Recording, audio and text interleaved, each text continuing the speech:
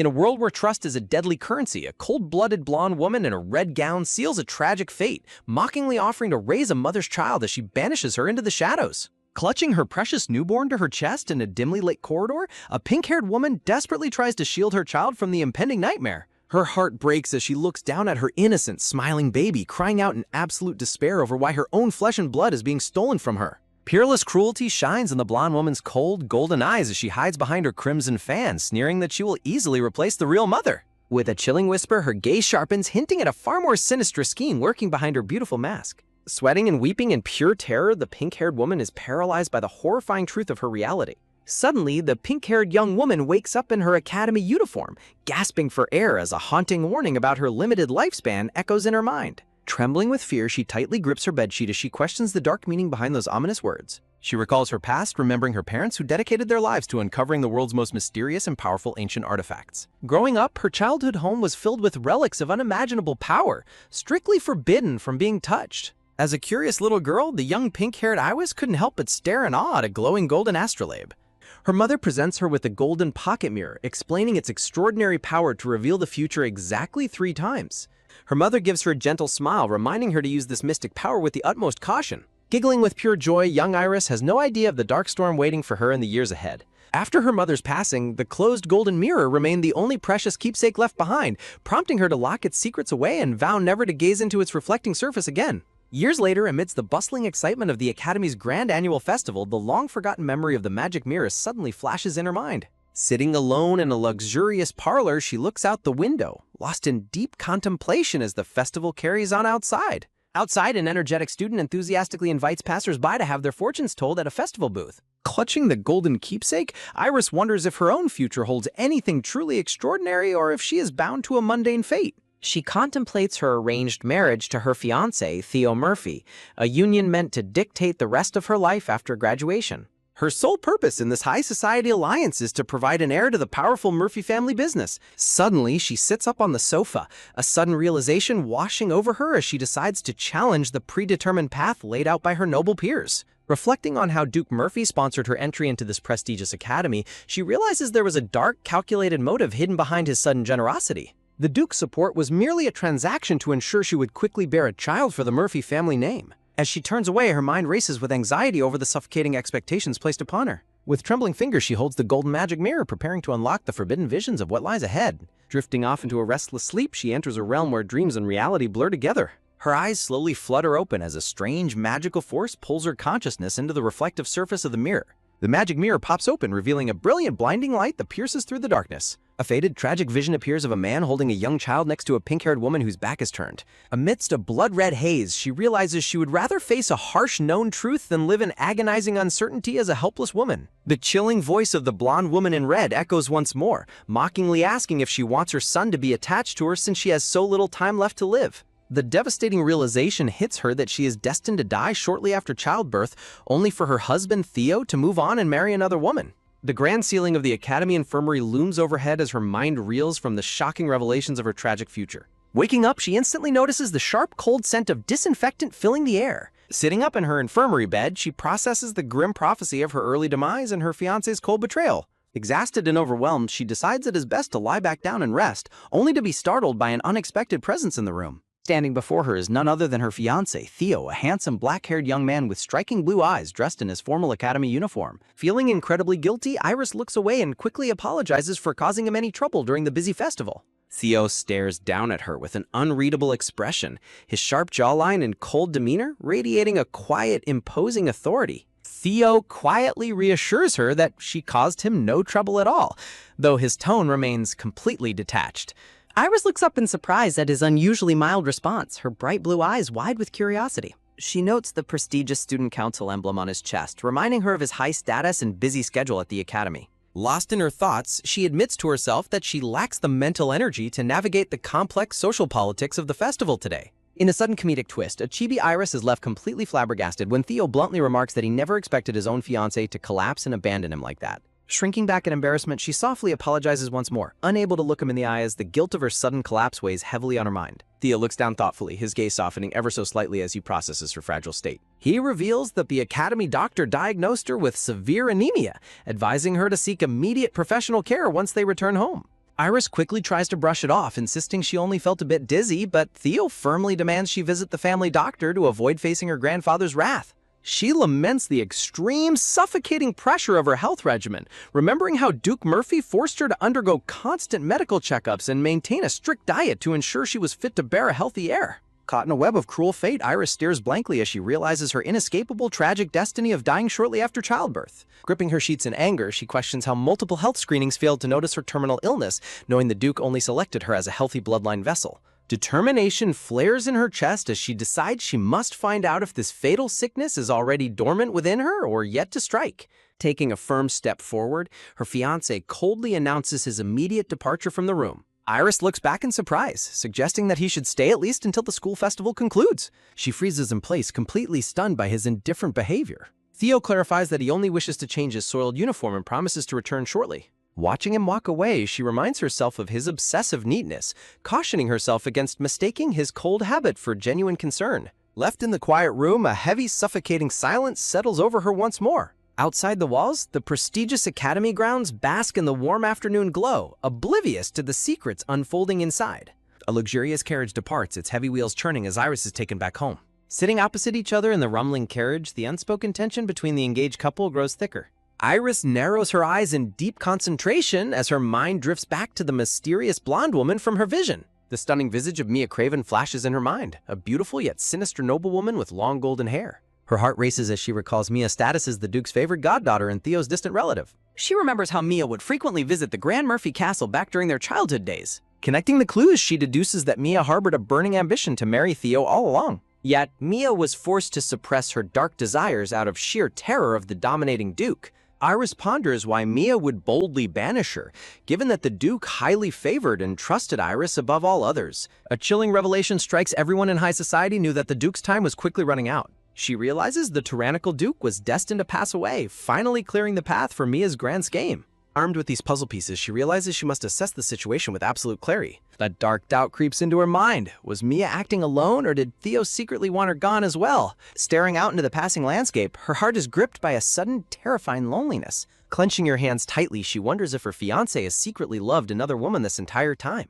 Sensing her intense gaze, Theo shifts his eyes toward her, catching her completely off guard. Flustered by her own thoughts, she stammers and quickly tries to brush off his silent inquiry. Sweat beads on her temple as she struggles to maintain her composure under his piercing blue gaze. Knowing she cannot live in agonizing doubt, she gathers her courage to ask him the ultimate question. Theo stares back with his usual cool and unreadable expression, waiting for her to continue. Breaking the heavy silence, Iris boldly asks him if his heart belongs to someone else. She tries to ease the tension by reminding him of their fast-approaching graduation in 4 months. Theo's handsome face darkens slightly as he processes her sudden change of topic. His voice drops coldly as he admits he has absolutely no idea what she is implying. Iris softly reminds him of their binding reality, where neither of them has any choice but to go through with this political union. She reasons that if he truly loves someone else, he should have the power to break off their engagement. She gazes up, hoping to catch even a sliver of genuine emotion in his icy eyes. Theo sharply questions if she is trying to back out of the binding agreement made with his grandfather. Iris clarifies her loyalty while secretly lamenting that she was merely a puppet investment to the Duke. She trails off, hesitant to reveal the terrifying truth she saw in her future. Theo keeps his gaze fixed on her, sensing the heavy burden she is hiding. Panicking, Iris raises her hands to frantically apologize and correct any misunderstanding. His hand tightens as he bluntly asks if her true desire is simply to escape marrying him. As the carriage rattles on, she silently trembles, knowing the horrific vision she witnessed makes her old submissive life impossible to accept. In a comedic turn of events, Theo warns her that any secret lover would have to run for his life to escape the Duke's wrath, leaving Iris sweating in sheer panic. Forcing a weak smile, she claims her sudden anxiety is merely pre-graduation jitters and begs him to forget her words. Theo stares back in silence, clearly unsatisfied with her flimsy excuse. He slowly turns his head away, choosing to let the matter rest for now as the tension lingers. A blush rises to her cheeks as she wonders if she has successfully evaded his suspicion. With a hard, focused look, Theo remains lost in his own calculations as the carriage speeds toward their unpredictable future. A freezing winter storm sets a chilling stage for her destiny. Born of noble blood, the pink-haired girl possesses sharp intellect. High society whispers gossip about the Duke's son and a commoner. The terminally ill son begs his father to protect young Theo Murphy. Grieving his late son, the guilt-ridden Duke deeply regrets his past negligence. The Duke vows to raise his grandson under strict absolute control. To enforce this protection, the Duke secludes Theo like a caged bird. The grandfather carefully ponders how to select the perfect companion for Theo. He chooses a young noble girl to raise and mold himself. A heavy carriage speeds through the snow, carrying her to her fate. Inside the freezing carriage, the young girl shivers in fear. The carriage lanterns flicker dimly against the endless howling blizzard outside. Her stern guardian commands her to obey the Duke absolutely. The young girl nods in fearful compliance, her eyes wide with dread. She recalls her late father, Baron Roca, a famous scientist. Her dark-haired guardian gently reminds her of her deceased parents' love. Accepting her tragic reality, the grieving girl quietly voices her submission. Clenching her small hands, she dreads entering the cold stone castle. Tears well up as she mourns her parents' lost worth. She harbors deep bitterness over the tragedy that stole her family. News of her father's untimely demise captures widespread international attention. Despite her father's fame, she is left entirely alone and grieving. Staring blankly, she feels trapped inside a surreal, icy winter nightmare. The rumbling carriage wheels finally halt, signaling their arrival at last. She takes a tentative first step, her boots sinking into deep snow. She shields her face from the biting wind and the storm. In the distance, the colossal castle looms like an imposing fortress. Trudging forward, she follows a silent maid through the freezing landscape. Every step is a struggle as the freezing wind rages on. Steeling her resolve, she hopes to find warmth behind the doors. Standing in the doorway is Duke Murphy, radiating sheer, terrifying authority. The Duke looks down with a sharp, calculating gaze that paralyzes her. Sensing a silent test, she instantly distrusts the imposing noble before her. She fears he might reject her and abandon her in the store. Looking down, she realizes simple comforts will be a luxury here. Gripping her skirts, she gathers the courage to stand her ground. Performing an elegant curtsy, she formally introduces herself to her guardian. She explains that she is named Iris after a purple flower. She proudly shares that her name represents a beautiful, bright rainbow. Seemingly satisfied, the smiling Duke holds out his gloved hand. He expresses approval of her name, welcoming her to the castle. Little does she know, this meeting is merely the tragic beginning. She quickly learns that her every single move is being monitored. She warily eyes the servants, wondering if they spy for the Duke. Despite the strict surveillance, she tries to adjust to her isolation. Clutching her warm collar, she shivers from the persistent indoor cold. The massive castle walls stand strong, shielding them from the storm. High chandeliers illuminate cavernous hallways, yet the estate remains eerily quiet. Staring at her trembling hands, she feels the palace's freezing atmosphere. Desperate for warmth, she searches for a single ally in the castle. Hidden deep within the Duke's freezing estate lies a secret sanctuary of warmth and life. Lush greenery and indoor streams create a peaceful oasis where Iris frequently seeks comfort. Sitting on a garden bench, the pink-haired girl uses reading as her perfect escape. Walking along the stone path, Iris's purple-bowed shoes click softly against the ground. Iris considers making a floral bouquet, noticing that the estate's servants have grown increasingly distant. Pushing open the heavy glass door, she steps inside to seek temporary solace. She realizes the staff only watch her in silence under the Duke's unspoken orders. Standing in the vibrant garden, she remembers her initial goal to win over Duke Murphy. Recognizing that the Duke never visits the greenhouse, Iris resolves to find another way. Suddenly, she pauses in surprise as an unexpected rustling catches her attention. Peering through the dense foliage, she spots a mysterious figure standing among the bushes.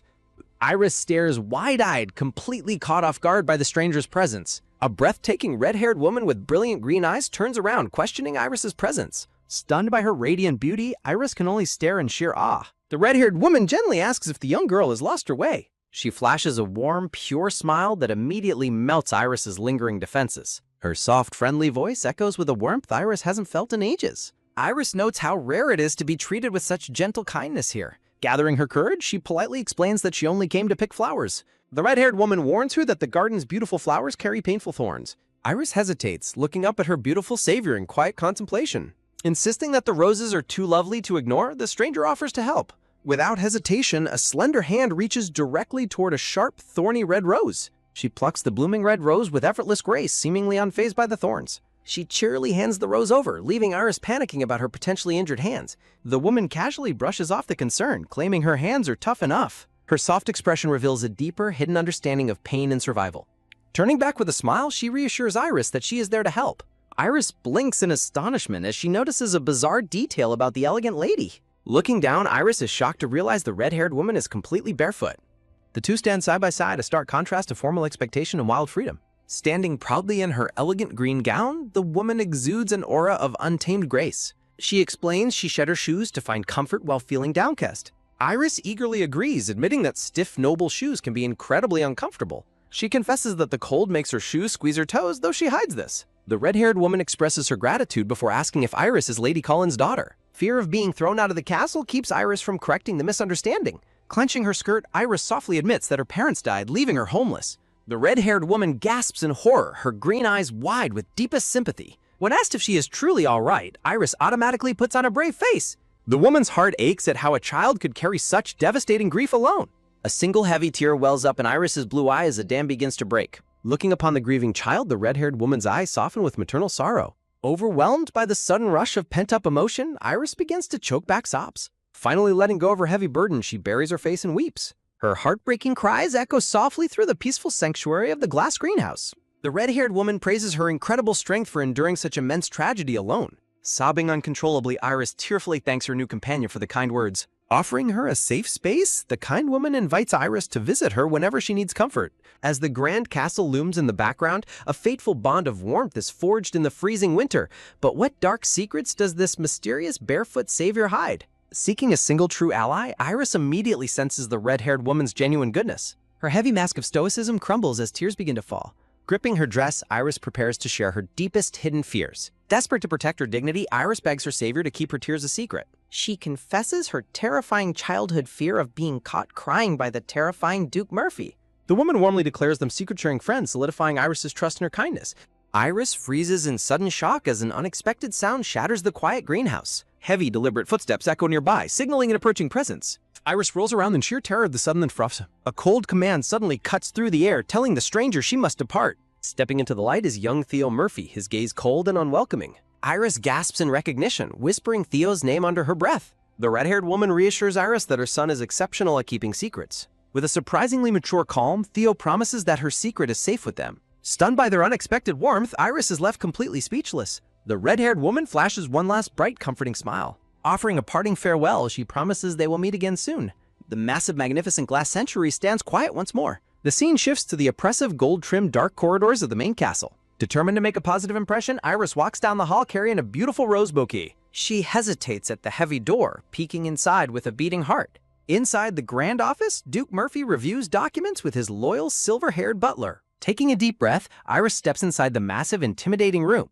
The Duke looks up, his sharp eyes instantly locking onto his young ward. With trembling hands, Iris carefully places her floral arrangement on his desk. Staring down at the vibrant red roses, the Duke questions what she has brought. Iris nervously explains she picked them from the nursery and offers to remove them if disliked. Silence fills the room as the Duke slowly taps his finger in contemplation.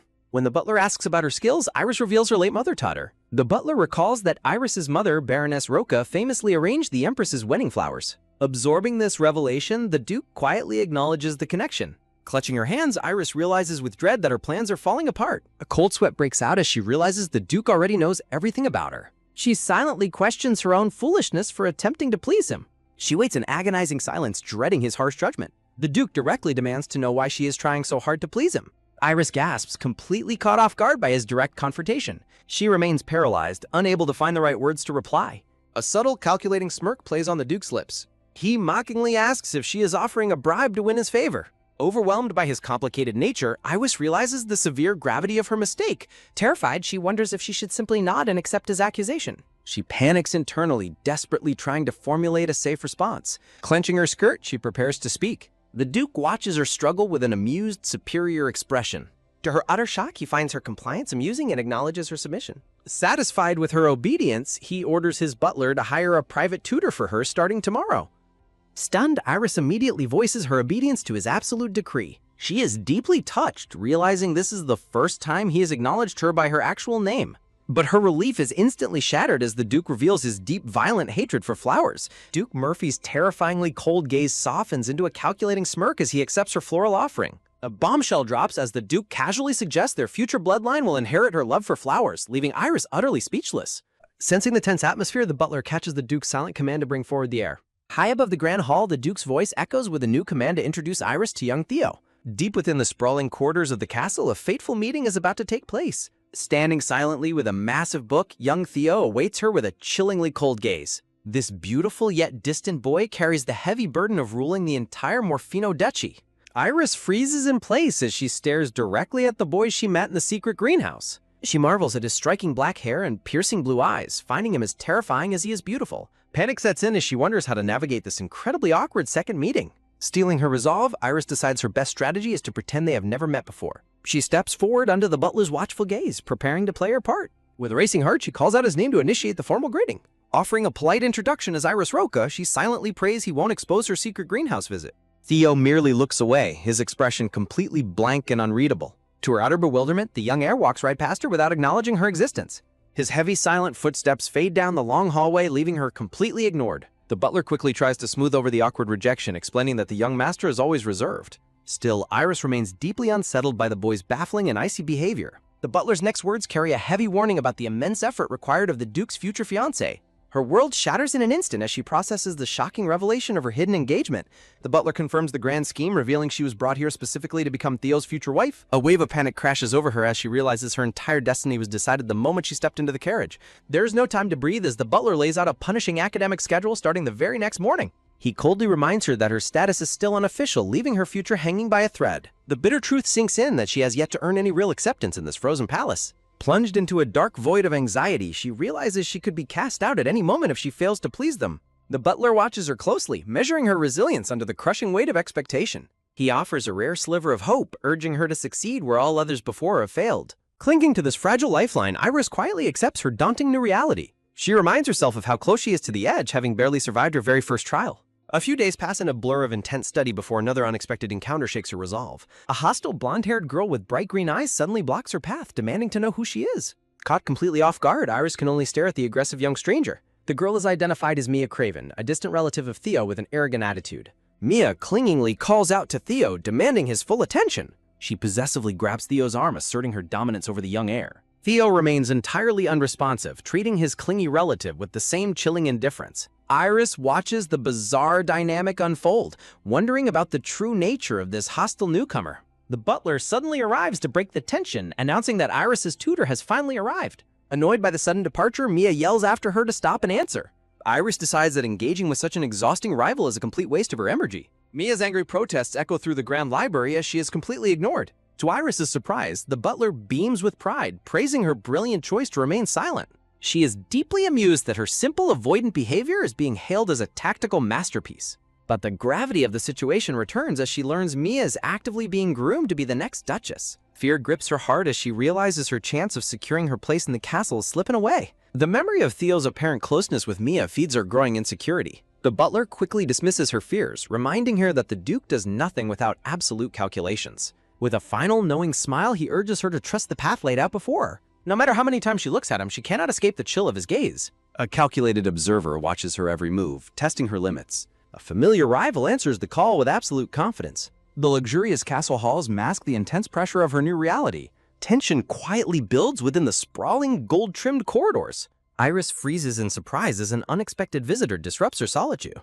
Looking down, she notices Mia constantly seeking Theo's attention. Mia loudly boasts about her lavish new gift to capture his interest. Iris decides she has absolutely no interest in participating in their superficial games. Mia shifts her attitude instantly, putting on a theatrical display to show off. Iris watches quietly, analyzing her rival's calculated charm. She is forced to admit that Mia possesses an undeniable, dazzling beauty. A sudden realization hits Iris as she stares at her competition. With her radiant green eyes, Mia is celebrated as the Empire's perfect beauty. Iris can't help but feel overshadowed by the girl's effortless princess-like grace. Shaking off her doubts, Iris turns away to focus on her own path. She is suddenly startled by a cold presence standing right behind her. Theo stands silently, offering nothing but his signature frozen indifference. Iris questions if she is merely overthinking his bizarre, icy behavior. He walks right past her once again without saying a single word. His silent dismissal leaves an uncomfortable chill in the air. As the winter chill finally begins to lift, a new chapter dawns. Iris pours all her energy into a relentless, punishing academic routine. Determined to survive, she studies night and day to prove her worth. With the winter keeping her indoors, she finds solace in her books. Her relentless dedication slowly begins to earn the household's grudging respect. 5 grueling years fly by, culminating in her prestigious graduation with top honors. Now a refined young woman, Iris officially secures her place as Theo's fiancé. The grand hall is swept up in the glamour of their engagement celebration. Guests gossip about how her political education will serve her in high society. Standing proudly with her betrothed, she credits the Duke for her success. She steps into her new role with poise, ready to face the aristocracy. She has transformed into a calm, wise, and formidable future Duchess. Her trials have forged her into an incredibly strong and capable woman. With absolute confidence, she steps forward into the lion's den of politics. Despite the suffocating heat of her custom gown, she maintains her composure. Theo watches her silently, his icy gaze as piercing as ever. She catches his intense gaze and wonders what he is thinking. An awkward, unspoken tension lingers between the newly engaged couple. Guests eagerly congratulate Theo on his official appointment as the new duke. With their engagement finalized, Theo's position as the rightful heir is solidified. Nobles discuss the young duke's upcoming enrollment at the capital's academy. Iris worries that the talkative guests will expose their private arrangements. A sudden comment from the crowd catches her completely off guard. A guest casually mentions her upcoming relocation to the capital. A scheming noblewoman asks if Iris will be moving in with him. The fake pleasantries of the high society ladies barely mask their jealousy. Iris easily sees through their insincere congratulations and hidden hostility. The surrounding whispers grow louder as rumors of their cohabitation spread. Angry socialites glare at Iris, desperate to reclaim their chance at the duchy. Trapped in a gilded cage of expectations, Iris prepares to face her ultimate test of survival. The brilliant lights of the grand ballroom mask the dangerous undercurrents of aristocratic gossip. Ruthless noblewomen whisper cruel remarks behind their fans, watching her every move like predators. The high society vultures continue to mock her, eagerly anticipating her immediate downfall. Seeking a brief moment of peace, she quietly slips away as the heavy doors shut behind her. Finally standing alone in the cool night air, Iris lets out a heavy, exhausted sigh. She mutters to herself about the suffocatingly hot, tightly tailored formal gown she is forced to wear. Leaning against the stone railing, she curses the dress's completely airtight and restrictive design. The oppressive warmth of the night only adds to her overwhelming physical discomfort. Unable to bear the burning pain, she quietly slips off her agonizingly tight high heels. Realizing she cannot risk being seen barefoot, she reluctantly forces her feet back into the shoes. Her brief moment of solitude is shattered as the balcony doors suddenly slam open behind her. Iris gasps in absolute shock, turning around to face whoever has interrupted her escape. Theo stands silently before her, cutting a chillingly handsome figure in his ornate evening suit. His slow, deliberate footsteps echo as he approaches her with a characteristically cold, unreadable gaze. Flustered, she quickly covers her collar and questions why he has abandoned his own celebration. Moving without a word, Theo reaches out and pulls down her high collar to help her breathe. Theo bluntly observes that she smiles far too much, caught off guard by her constant cheerfulness. He points out her baffling habit of smiling even when others mock her behind her back. Staring at him, she silently wonders if his cold anger is actually out of concern for her. She tries to laugh it off, explaining that the guest's petty remarks do not truly affect her. Theo sharply questions why she must play the fool in the face of their obvious ridicule. He admits he merely used his duty to care for his fiancée to escape the suffocating ballroom. She quietly urges him to return inside before his formidable grandfather demands his presence. A heavy, solemn silence falls between them as she contemplates his complicated family dynamic. She remembers the old duke's intense, controlling surveillance over everyone in the castle. Her gaze drifts to the magnificent family crest resting proudly over Theo's heart. She turns back to him, wrestling with a painful secret she recently uncovered. Theo waits in silence, sensing the sudden, serious shift in her emotional demeanor. Tension builds quietly as she prepares to voice the dangerous truth she witnessed. Her hands tightly grip her blue gown as her resolve begins to waver under his gaze. She silently questions if his resistance stems from his absolute refusal to love her. Stealing her courage, Iris asks if he is still deeply troubled by yesterday's secret argument. She confesses that she accidentally witnessed his private confrontation with his grandfather. Iris directly addresses his desperate, angry vow to never commit himself to her. The night before their engagement, Theo had furiously rebelled against his grandfather's strict demands. His sudden defiance had shocked her, as he had always been a perfectly submissive heir. She recalls how the cruel duke systematically threatened Theo's beloved guardian, Lady Lana, to force his obedience. She remembers the dark times when Lady Lana was neglected and isolated by the duke's orders. To protect his beloved guardian from further abuse, Theo had finally ceased all resistance. But yesterday, Theo finally broke, violently confronting his grandfather over this forced union. Understanding his pain, Iris realizes he truly despises being bound to her in marriage. Surprisingly, the bitter truth does not sting her heart as deeply as she expected it would. Theo's voice drops to a dark whisper as he demands to know exactly how much she overheard. Startled, Iris quickly downplays what she heard and apologizes for invading his privacy. His piercing blue eyes search her face, trying to gauge her true feelings. Iris offers a gentle, heartbreaking smile, advising him to endure until he has the power to free himself. Theo reacts with sudden, chilling intensity, demanding to know who she thinks she is comforting. His hand clenches into a tight, trembling fist as his raw frustration boils over. Theo bitterly rejects her easy advice, warning her that her naive words only highlight her own helplessness. A sudden freeze-in realization leaves Iris completely paralyzed with shock as her world begins to tilt. The tragic destiny of a time-limited child binds their fates together, sealing an unavoidable future. Iris desperately pleads with Theo, urging him not to force himself into doing something he hates. A cold, piercing blue gaze narrows, radiating a dark and dangerous warning. Theo furiously lashes out, completely rejecting her hollow comfort while a stunned Iris flinches away in fear. Tension thickens to a suffocating level as Theo struggles to suppress his rising raw irritation.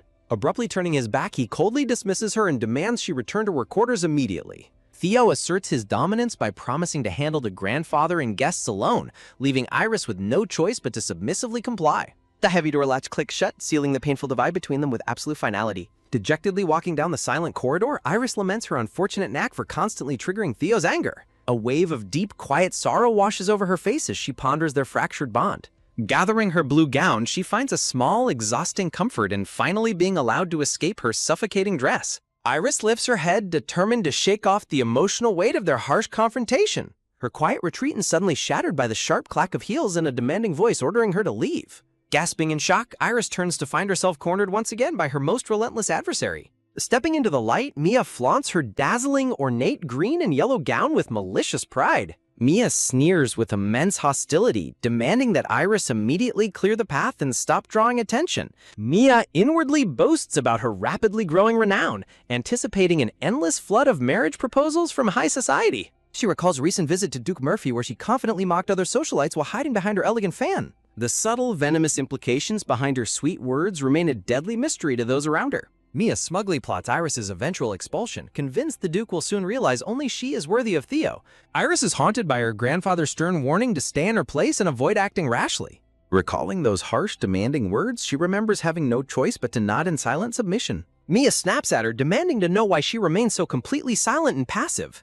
Iris looks on with quiet, guarded eyes, refusing to let her rival see her internal panic. Mia leans in closer, sharply scrutinizing Iris's entire appearance with blatant disapproval. Clutching her fabric, Iris stands frozen as Mia rudely criticizes her choice of clothing. Mia berates Iris for failing to stand out on such a monumental night, urging her to act stronger. Swallowing her pride, Iris delivers a gentle, polite compliment on Mia's radiant appearance. Mia smugly accepts the praise, basking in her own perceived superiority with a triumphant smile. Despite the minor victory, a lingering sense of melancholy continues to weigh heavily on Iris's mind. She remembers the old Duke's chilling advice to avoid engaging with such dangerous, vengeful people.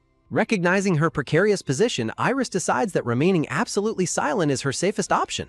Mia mockingly notes her rival's predictable calm, highly amused by Iris's submissive behavior. With a sharp, parting insult, Mia labels her completely insufferable and weak. Turning on her heel, Mia proudly struts away, completely dismissing any standard compliment she receives. As they pass each other, Mia notes that normal praise does nothing to satisfy her grand ambitions. Sensing a familiar presence nearby, Iris wonders if Theo is quietly observing them from the shadows. A sinister purple aura surrounds Mia as she declares that only Theo can truly satisfy her desires. Left alone once again, Iris lets out a silent, weary breath as the tension slowly dissipates. Mia's luxurious green dress sweeps past the corridor as she pursues her ultimate prize.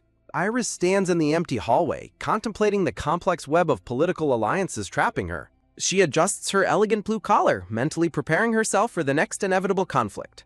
Dragging her heavy gown, she slowly makes her way back toward the quiet safety of her room. Each step feels heavier as the echoes of aristocratic gossip continue to ring in her ears. Deciding to investigate the quiet balcony, she cautiously reaches out for the glass door. The scene shifts back to the elegant stone terrace where a vibrant green dress sweeps across the floor. Mia spots a solitary figure on the balcony and eagerly calls out Thea's name. A beaming smile spreads across Mia's face as she joyfully approaches the brooding young Duke. Cautiously peeking through the cracked door, Iris watches in silent suspense as her rival moves in on her fiancé. Chilling blue eyes lock onto her as the ultimate trap finally snaps shut. Theo coldly dismisses her concern, leaving no room for further argument.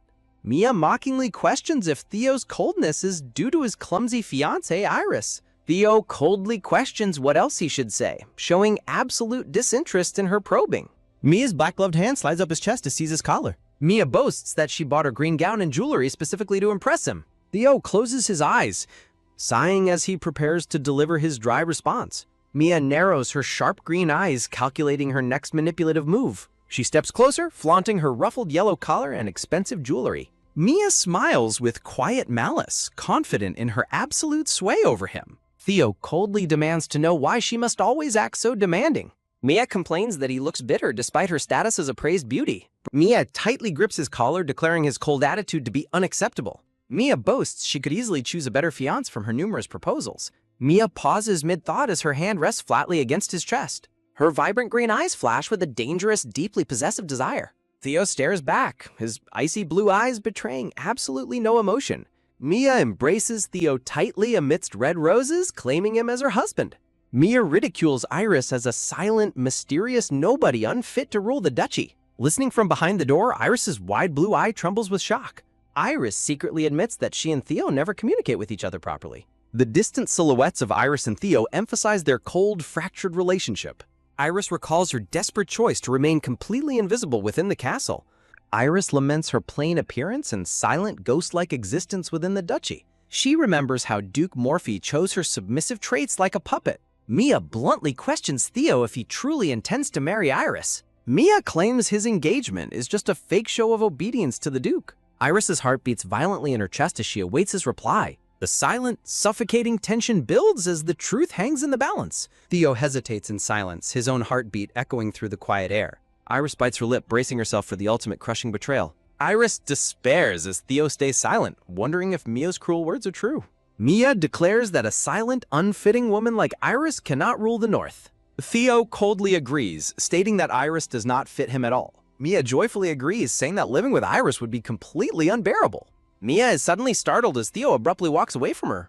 A trembling hand reaches out and quickly turns the brass door handle. Theo and Iris suddenly stand face to face as the balcony doors slam open. Theo gasps in absolute shock upon realizing Iris has overheard everything. Flustered and pale, Iris desperately struggles to find a believable excuse. Backing away, Iris quickly lies that she returned to retrieve a forgotten item. Gathering her blue gown, Iris flees back to her quiet room. Theo lunges forward, desperately calling out Iris's name as she runs. Iris runs down the empty corridor, tears of humiliation in her eyes. The tragic reality of their forced engagement threatens to tear them apart. Her frantic footsteps echo through the grand silent halls of the castle. Iris flees, realizing their forced marriage is built entirely on fear. Reaching her quarters, she bitterly wonders if Theo loves another woman. Iris realizes that time is quickly running out for the controlling Duke. Iris collapses against her door, sobbing as her world completely shatters. Devastated and pushed to her absolute limit, Iris clutches her gown as she resolves to force herself to stop caring about Theo completely. Standing before her chamber doors, she quietly laments that the massive burden of becoming the Duchess of Morphino is simply too much to bear. Her empty bedchamber stands cold and silent, mirroring the profound loneliness creeping deep into her fractured soul. With a heavy heart, she prepares herself to only desire the few things she is actually permitted to have in this oppressive castle. Sitting in sorrow, Iris reasons that Theo deserves to marry someone he truly loves, trusting his underlying nobility to never personally throw her out. Looking down at her elegant gown, she gathers her courage, realizing she is no longer the helpless, fragile girl she once was. Clenching her fists, she begins to wonder if being cast out might actually be her only ticket to true freedom. Looking out toward the distant light, a wave of dark uncertainty washes over her as she contemplates her next move. The crushing emotional stress finally breaks her body, sending Iris collapsing into bed with a sudden raging fever. Deep into the quiet darkness of the night, a silent shadow slips into her chamber, setting a tense confrontation in motion. While the fireplace crackles with warm heat, the atmosphere inside the bedroom remains dangerously cold and stiff. The moonlight streams through the tall windows, casting long, eerie shadows across the silent room. A gentle, cool hand suddenly presses against her burning forehead as she tosses and turns in her feverish nightmare. Iris slowly forces her heavy eyes open, her vision blurred by the intense heat of her sudden illness. Towering over her in the dark, Theo quietly asks if his unexpected presence has awakened her. Lying completely helpless, she looks up at her cold fiancé, struggling to make sense of his sudden visit. Suddenly, the memory of Theo agreeing with Mia's cruel insults about her unworthiness flashes vividly in her mind, tearing her heart apart. Overwhelmed by the painful recollection, a single silent tear escapes her eye and rolls down her cheek in the dark. Theo stares back down at her, his pale blue eyes masked in an unreadable, dangerously calm expression. Unable to contain her terror, she tearfully looks up and begs to know if he truly intends to abandon her. Theo's eyes widen slightly before he coldly retorts, questioning if she isn't planning to do the exact same thing to him. A tense, whispering debate echoes through the bed curtains as Theo accuses her of only wanting to escape his side. Iris cries out internally at his bizarre accusation, devastated that he believes she would ever be the one to leave first. As Theo reaches out to gently touch her pink hair, she bitterly remembers his treacherous secret alignment with Mia. Desperate for any shred of security, Iris reaches up and tightly clasps his cold hand in her own. She desperately begs him never to cast her aside, prompting Theo to deliver a solemn, binding promise of protection. Gently shielding her crying eyes with his hand, Theo tells her she is only talking nonsense because of her fever. Clutching the sheets, she wonders if she should finally confess the terrifying truth of her horrific future memories. Drifting back into a deep, exhausted sleep, the heavy weight of her secrets continues to loom in the darkness. Her severe fever forces them to delay their journey, keeping her confined within the walls of Morphino Castle for another week. Once her strength finally returns, she and Theo begin their fateful journey toward the Morfino mansion in the capital. Stepping out in her vibrant green gown, Iris braces herself for the judgmental eyes of the capital's high society. The carriage suddenly rattles violently on the stone path, threatening to shatter her fragile peace of mind. Iris gasps as the sudden bump jolts her awake, snapping her back to reality. Rubbing her tired eyes, she realizes she spent the entire journey staring at Theo's handsome but aloof face. Suddenly, her eyes widen in absolute panic as she looks across the carriage. The seat directly in front of her is completely empty, sending her mind racing with confusion. She turns around only to find Theo standing directly beside her, staring down with intense curiosity. Flustered to her very core, Iris panics as she realizes just how closely he had been watching her sleep. Desperately trying to maintain her composure, she tries to calm her beating heart as he leans in closer. Theo softly explains that he had only approached to wake her, as they have finally arrived at their destination. Startled by his rare gentleness, she quickly scrambles upright, trying to hide her sheer embarrassment. Her heart races uncontrollably as she stares at him, completely thrown off balance by his unexpected proximity. Without another word, Theo quietly turns to leave the carriage, his true thoughts still locked away. She knows they must put on a perfect public show, as high society would ruthlessly feast on any rumors of their discord. Letting out a soft, heavy sigh, she prepares herself to step back into the dangerous den of social politics. The carriage doors open to reveal the stunning, sunlit grandeur of the Morfino capital estate. The castle butler looks on with wide, startled eyes as the young couple suddenly steps out. The butler rushes forward, highly surprised that they are arriving so incredibly early on the day of the city's grand festival. Iris forces a polite smile, desperately hiding the terrifying truth that she is running to escape her own brutal destiny. Turning away in a sudden flurry, Iris walks away with cold determination. The blonde attendant watches her depart with a heavy, deeply remorseful gaze. Iris walks down the quiet hallway, deeply worried that her cold behavior might raise suspicions with the Duke of Morphe. She recalls the tragic legend of the festival, where dancing couples are promised eternal, unbreakable happiness. Dancing with a partner under the festival lights was always supposed to symbolize a lifelong, harmonious bond. Her firm footsteps echo through the corridor as she prepares to face the heavy reality of her situation. Knowing that every action is reported to the scheming old Duke, she realizes any misunderstanding could be incredibly dangerous. Reaching her private quarters, she closes the massive wooden doors to shut out the stressful outside world. Letting out a tired sigh, Iris finally collapses onto the soft seat in exhaustion. She sits alone in her spacious, lavishly decorated room, surrounded by an oppressive and heavy silence. Closing her eyes, she feels her entire body grow weak, as if weighed down by an invisible, exhausting burden. Frustrated by the stifling pressure, she reaches up and loosely pulls at her tight collar. Suddenly, the golden pocket watch around her neck swings back and forth in the quiet room. Iris holds up the ornate timepiece, her eyes wide with shock as a dark realization hits her. A subtle, bitter smile creeps across her face as she contemplates her tragic destiny. Staring at the watch, she realizes she is thinking of her future son and her cold fiancé, Theo. A dark, thorny thread of fate looms as she bitterly accepts that Theo feels absolutely nothing for her. Her gaze turns icy as she remembers that her forced happiness was only meant to last until the old Duke passed away. She envisions Theo, a cold and unyielding man who would never truly love her or share a life of mutual respect. Clutching her hand in silent frustration, she fears the highly complicated legal nightmare of a future divorce. Squeezing her gown in despair, she wonders if a sudden, fatal illness will cut her life short and abandon her child. Suddenly, a sharp knock at the door breaks her spiraling thoughts, startling her back to reality. Shaking off her panic, Iris calls out to whoever is waiting on the other side of the door. The gray-haired castle butler steps into her chambers, expressing deep concern over a rumored fall. Iris quickly reassures him that nothing is wrong, though the butler remains deeply worried about her health. She silently resolves to hide her growing physical breakdown from the rest of the household at all costs. A gentle hand takes her pulse as she secretly wonders if her sudden exhaustion is caused by her new magic. She quickly lies to the butler, blaming her dizziness on the long, grueling journey and her final year academy studies. Forcing a bright, polite smile, she tries to laugh off his obvious concern. Suddenly, her eyes widen in shock as a terrifying possibility flashes through her mind. Sensing her sudden tension, the butler quietly asks what is troubling her. Iris sheepishly asks the old butler if a perfectly healthy person could ever fall seriously ill out of nowhere. The butler is taken aback by her bizarre question, his eyes widening in surprise. Panicking, Iris quickly lies that a close friend of hers was forced to return home due to a sudden sickness. The butler explains that sudden illnesses are highly unusual for wealthy nobility who receive regular medical checkups. Iris's eyes narrow as she realizes the terrifying implication of his words. If the doctor's words are true, then her sudden impending illness makes absolutely no sense. The butler promises to have the chef prepare a meat-rich diet to help restore her failing strength. He gently advises her to avoid a strict vegetarian diet to prevent her body from growing too frail. The cold truth settles in, making her realize that her future illness is not natural at all. Iris lowers her head, the pieces of a sinister puzzle finally falling into place in her mind. She realizes with absolute horror that her future illness must have been intentionally triggered by someone. A sudden realization flashes in her eyes as the true mastermind's identity becomes painfully clear. The terrifying truth of her slow poisoning leaves her completely frozen in absolute horror. Spurred into immediate action, Iris suddenly bolts upright from her seat with newfound urgency. She rushes toward the door, determined to search the castle library for answers about rare poisons. Slamming the heavy doors open, she prepares to search for the truth behind her deadly fate.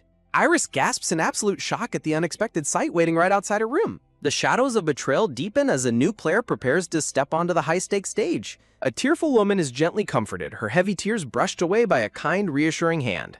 Locked in a tight embrace, the blonde-haired man warns Letitia that clinging to her painful past will only jeopardize her future. Leaning in with intense focus, he gently reassures her that she no longer needs to carry the heavy burden of her past grief. A dark memory of betrayal flashes as he reminds her that her ex-husband was the one who failed her, and they must face the consequences of their actions. Looking down at her on the bed, he urges Letitia to stop blaming herself for things out of her control. His gaze softens as he tells her that she did her absolute best and always stayed true to her feelings. Overwhelmed by his unexpected warmth, Letitia blushes deeply before finally closing her eyes in a moment of quiet surrender. A rare, gentle smile appears on his face as he notes with relief that she has finally stopped crying. He looks down at her on the bed and asks if her heart is still in pain. Golden sunlight streams through the window as she quietens her pain, though he gently points out that she is still hurting. She hesitates silently, contemplating if using her sacred power is truly the right choice for this moment. Surrounded by a flurry of white roses, he declares his absolute duty to protect and comfort a lady in distress. Letitia desperately clutches his shirt as he softly asks if she wants to finally be free from her heartache. He leans in remarkably close, whispering a solemn vow to heal her deep emotional wounds. Pressing a passionate kiss to her skin, he promises to make her forget all about her ex-husband. Letitia yields to his touch, bitterly remembering how her cold ex-husband had treated her like she was absolutely nothing. Looking at the portrait of her dark-haired ex-husband, she recalls the crushing self-hatred she felt whenever she looked at him. Her purple eyes shimmer with lingering sadness as she reflects on the dark chains of her past marriage.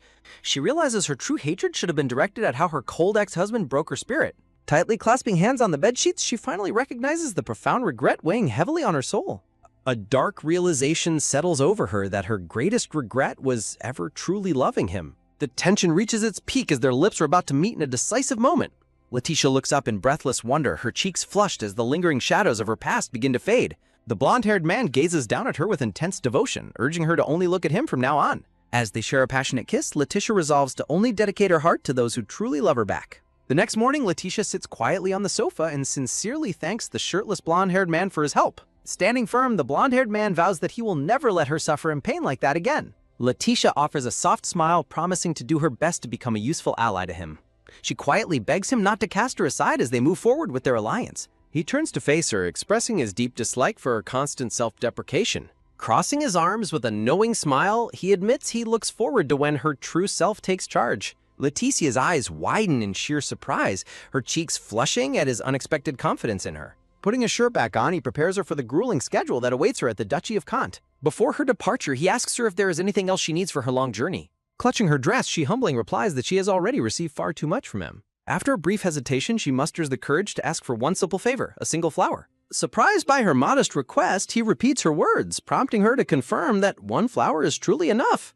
Letitia fondly recalls feeling envious in the past when a friend received a beautiful bouquet from her lover. A silent memory of her past social life flashes, reminding her of the simple happiness she always wished to experience. She remembers wishing with all her heart that she could receive a flower as a gift just once. Shaking off the nostalgia, Letitia bids him farewell, signaling that it is finally time for her to depart. She quietly slips out of the grand chamber, leaving him behind in the quiet room. The blonde-haired man stands alone, staring silently at the vibrant bouquet resting on the side table. He looks down with a complicated expression, murmuring that she never ceases to surprise him. The scene shifts to the breathtaking, sunlit expanse of the grand stone bridge leading into the Duchy of Kant. Inside the castle, Letitia stands before a table filled with mysterious, ornate jewelry boxes. Later, Letitia and the pink-haired boy Alexa stop by a bakery display filled with delicious treats. Alexa politely asks if she is enjoying her visit, and she admits her feet are starting to ache.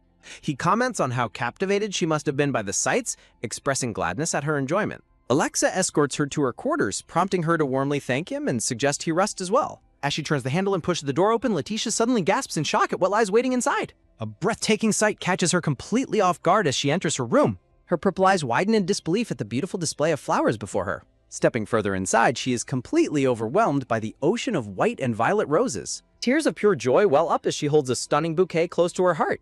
She sits quietly amidst the petals, reflecting on the massive changes of the past year. A soft, beautiful smile graces her face as she embraces her new life. The dark shadows of her past marriage loom as her new journey officially begins. The majestic Duchy of Kant stands proud under the warm, shimmering morning sun. A bitter memory of her ex-husband resurfaces, fueling her resolve to never be hurt again. She reflects on how time passes equally for everyone, determined to make hers count. Sipping her tea, she notes that a whole year has flown by in this foreign land. She sits elegantly in her grand quarters, quietly wondering about the emperor's well-being. Staring at the books and flowers, she realizes they haven't spoken in an entire year. Suddenly, a voice calling her name breaks the silence, snapping her back to reality. The red-haired Marquis Edgard Bobring steps forward, asking what has her so deeply occupied. She demurely downplays her thoughts, claiming they wouldn't interest someone of his stature. Edgard slams his hand on the table, fiercely refuting her self-deprecating words. He reminds her of her incredible value as a precious member of their household. The sudden burst of emotion leaves a heavy, lingering silence hanging between them. She recalls how Edgard's family, famous for brewing liquor, taught her everything about Kant. A memory of their solid partnership flashes, cementing the deep trust they built. She offers a gentle, apologetic smile to ease his sudden outburst of passion. Edgard's gaze softens as he looks at her with a hint of melancholy. He somberly reminds her that she must soon prepare to return to the Northland. Walking together, he warns her of the immense hardships that lie ahead on her path. She proudly declares that she has been completely reborn as Anna Rose Victory. Edgard clasps his hands tightly, unable to hide his growing anxiety for her future. He admits he hates seeing her force a smile when her eyes are so sad. Anna Rose smiles warmly, deeply touched by his sincere concern for her well-being. She confidently reassures him that she is no longer the weak person she was. Edgard blushes deeply, hesitating before making what he calls a presumptuous request. He looks at her with intense hope, pleading for her to reconsider staying with them. Suddenly, a sharp heel clacks onto the floor as a commanding voice interrupts him. A vibrant red-haired woman struts into the room, instantly taking control of the space. The elegant Maurice Bodwing makes her grand entrance, radiating immense confidence and charm. Maurice playfully teases Edgard for his overly dramatic speech, reminding him of his poor school grades. She drags her embarrassed brother away, completely breaking the serious tension in the room. Maurice turns to Anna Rose, questioning why she even bothers listening to his foolish nonsense. Chibi Anna Rose sweat drops and quickly apologizes, trying to appease her charismatic teacher. Maurice folds her arms, playfully demanding to know what she's actually apologizing for. The teacup rattles slightly on its saucer, signaling a shift in the atmosphere. Standing tall, Anna Rose recites a Kantian proverb about seizing opportunities when they arise. She resolutely claims that wasting precious time was entirely her own fault. Impressed by her answer, Maurice claps and praises her progress with genuine pride. Maurice wraps her in a warm embrace, declaring her a true Kantian woman now. Anna Rose beams with joy, attributing her successful transformation to her incredible mentor. Grasping her hands, Anna Rose expresses her deepest gratitude for everything Maurice has done. Memories of their grueling lessons in etiquette, history, and poise flash before her eyes. The bond between teacher and student shines through in a sweet, playful moment of affection. Maurice pulls out a mysterious envelope, announcing that it is time for her hard-earned prize. The high-stakes game of noble alliances begins with a stunning letter sealed with an elegant golden unicorn crest. Anna Rose's purple eyes widen in absolute shock as the official terms of her alliance are finally revealed. Smiling warmly, Maurice extends her hand to welcome her as a true partner and ally. Overwhelmed with emotion, Anna Rose throws her arms around Maurice in a tight, unexpected embrace. Clutching her mentor, Anna Rose tearfully voices her profound gratitude for her new life. Maurice playfully breaks the embrace, reminding her that they have no time to get overly sentimental. Turning toward the entrance, Maurice announces that their mysterious guest is finally ready to enter. A handsome silver-haired man wearing a monocle makes a grand entrance, greeting Anna Rose warmly. Bowing politely, the silver-haired messenger expresses his deep gratitude to the Bodwing family. Anna Rose's heart swells as she realizes he remembered her, asking how he has been doing. He chuckles softly, admitting he has been incredibly busy handling royal duties for the Emperor. An expectant silence fills the room as she asks the critical question behind his sudden visit. Anna Rose waits with bated breath, her heart pounding as she anticipates his next words. Reaching into his formal coat, the silver-haired man prepares to deliver his primary message. He presents her with a sealed envelope announcing the arrival of her next major challenge. The pressure intensifies as the next critical phase of her training begins to unfold. Holding out the crucial document, the silver-haired messenger delivers the sealed letter directly to her. Anna Rose gasps in utter disbelief, her eyes wide as she tries to process the sudden trial. He praises her diligence, noting that her progress reports from the Bodwings are highly impressive. A lighthearted moment breaks the tension as the Bodwang siblings stand proud of their star pupil. Prompted to inspect the contents, Anna Rose carefully begins to open the mysterious letter. Unfolding the paper, she gazes upon an elegant invitation bearing a golden lion crest. Maurice instantly recognizes the document as an exclusive invitation to Duke Sullivan's prestigious annual banquet. She explains that this exclusive summer gathering attracts the most powerful nobles in the region. The silver-haired man emphasizes that this banquet is her ultimate chance to win over the nobility. Anna Rose looks increasingly anxious as she realizes the true scale of her upcoming mission. The messenger delivers the catch. She must attend the party without revealing her foreign origins. He confirms that this dangerous undercover task is a personal test of trust from the Emperor. Shifted to the grand manor, the preparations begin with a critical choice of fashion. Anna Rose reviews the colorful gowns, dismissing dark colors in favor of a lighter, more flattering tone. Marie suggests a sky blue gown, sparking a playful debate on which look will command the room. Maurice reminds her that a simple dress won't cut it for her grand high society debut. When Anne Rose hesitates due to her past marriage, Maurice fiercely asserts she has been completely reborn. A comical moment of quick styling unfolds as Maurice takes charge of the wardrobe. Grabbing her shoulders, Maurice passionately demands that she show the world true Kantian confidence. Maurice praises her flawless accent training but warns of one final obstacle holding her back. She bluntly warns Anna Rose that her lingering timidity is her absolute greatest weakness. Undeterred, Maurice helps her slip into a stunning layered pink gown. Tying her dress, Maurice reminds her that minor flaws should never compromise her self-worth. Anna Rose emerges looking like a breathtaking vision of elegance, ready to conquer the court. Maurice gently reassures her that her ex-husband's past sins are not her burden to carry. She firmly tells Anna Rose to stop viewing herself as a criminal in this grand game. Anna Rose suddenly falters, bitterly reminding herself of her forged documents and identity theft. She panics over the high-stakes risk, knowing the severe consequences if her fraud is exposed. Maurice swiftly changes the subject to keep Anna Rose focused on the immediate task. A warm shared smile passes between them, melting away the lingering shadows of doubt. Pointing to a glittering jewelry collection, Maurice plans their final coordinate options. When Anna Rose asks if she is coming along, Maurice proudly asserts her high noble standing. A wave of profound relief washes over Anna Rose, deeply moved by her friend's constant support.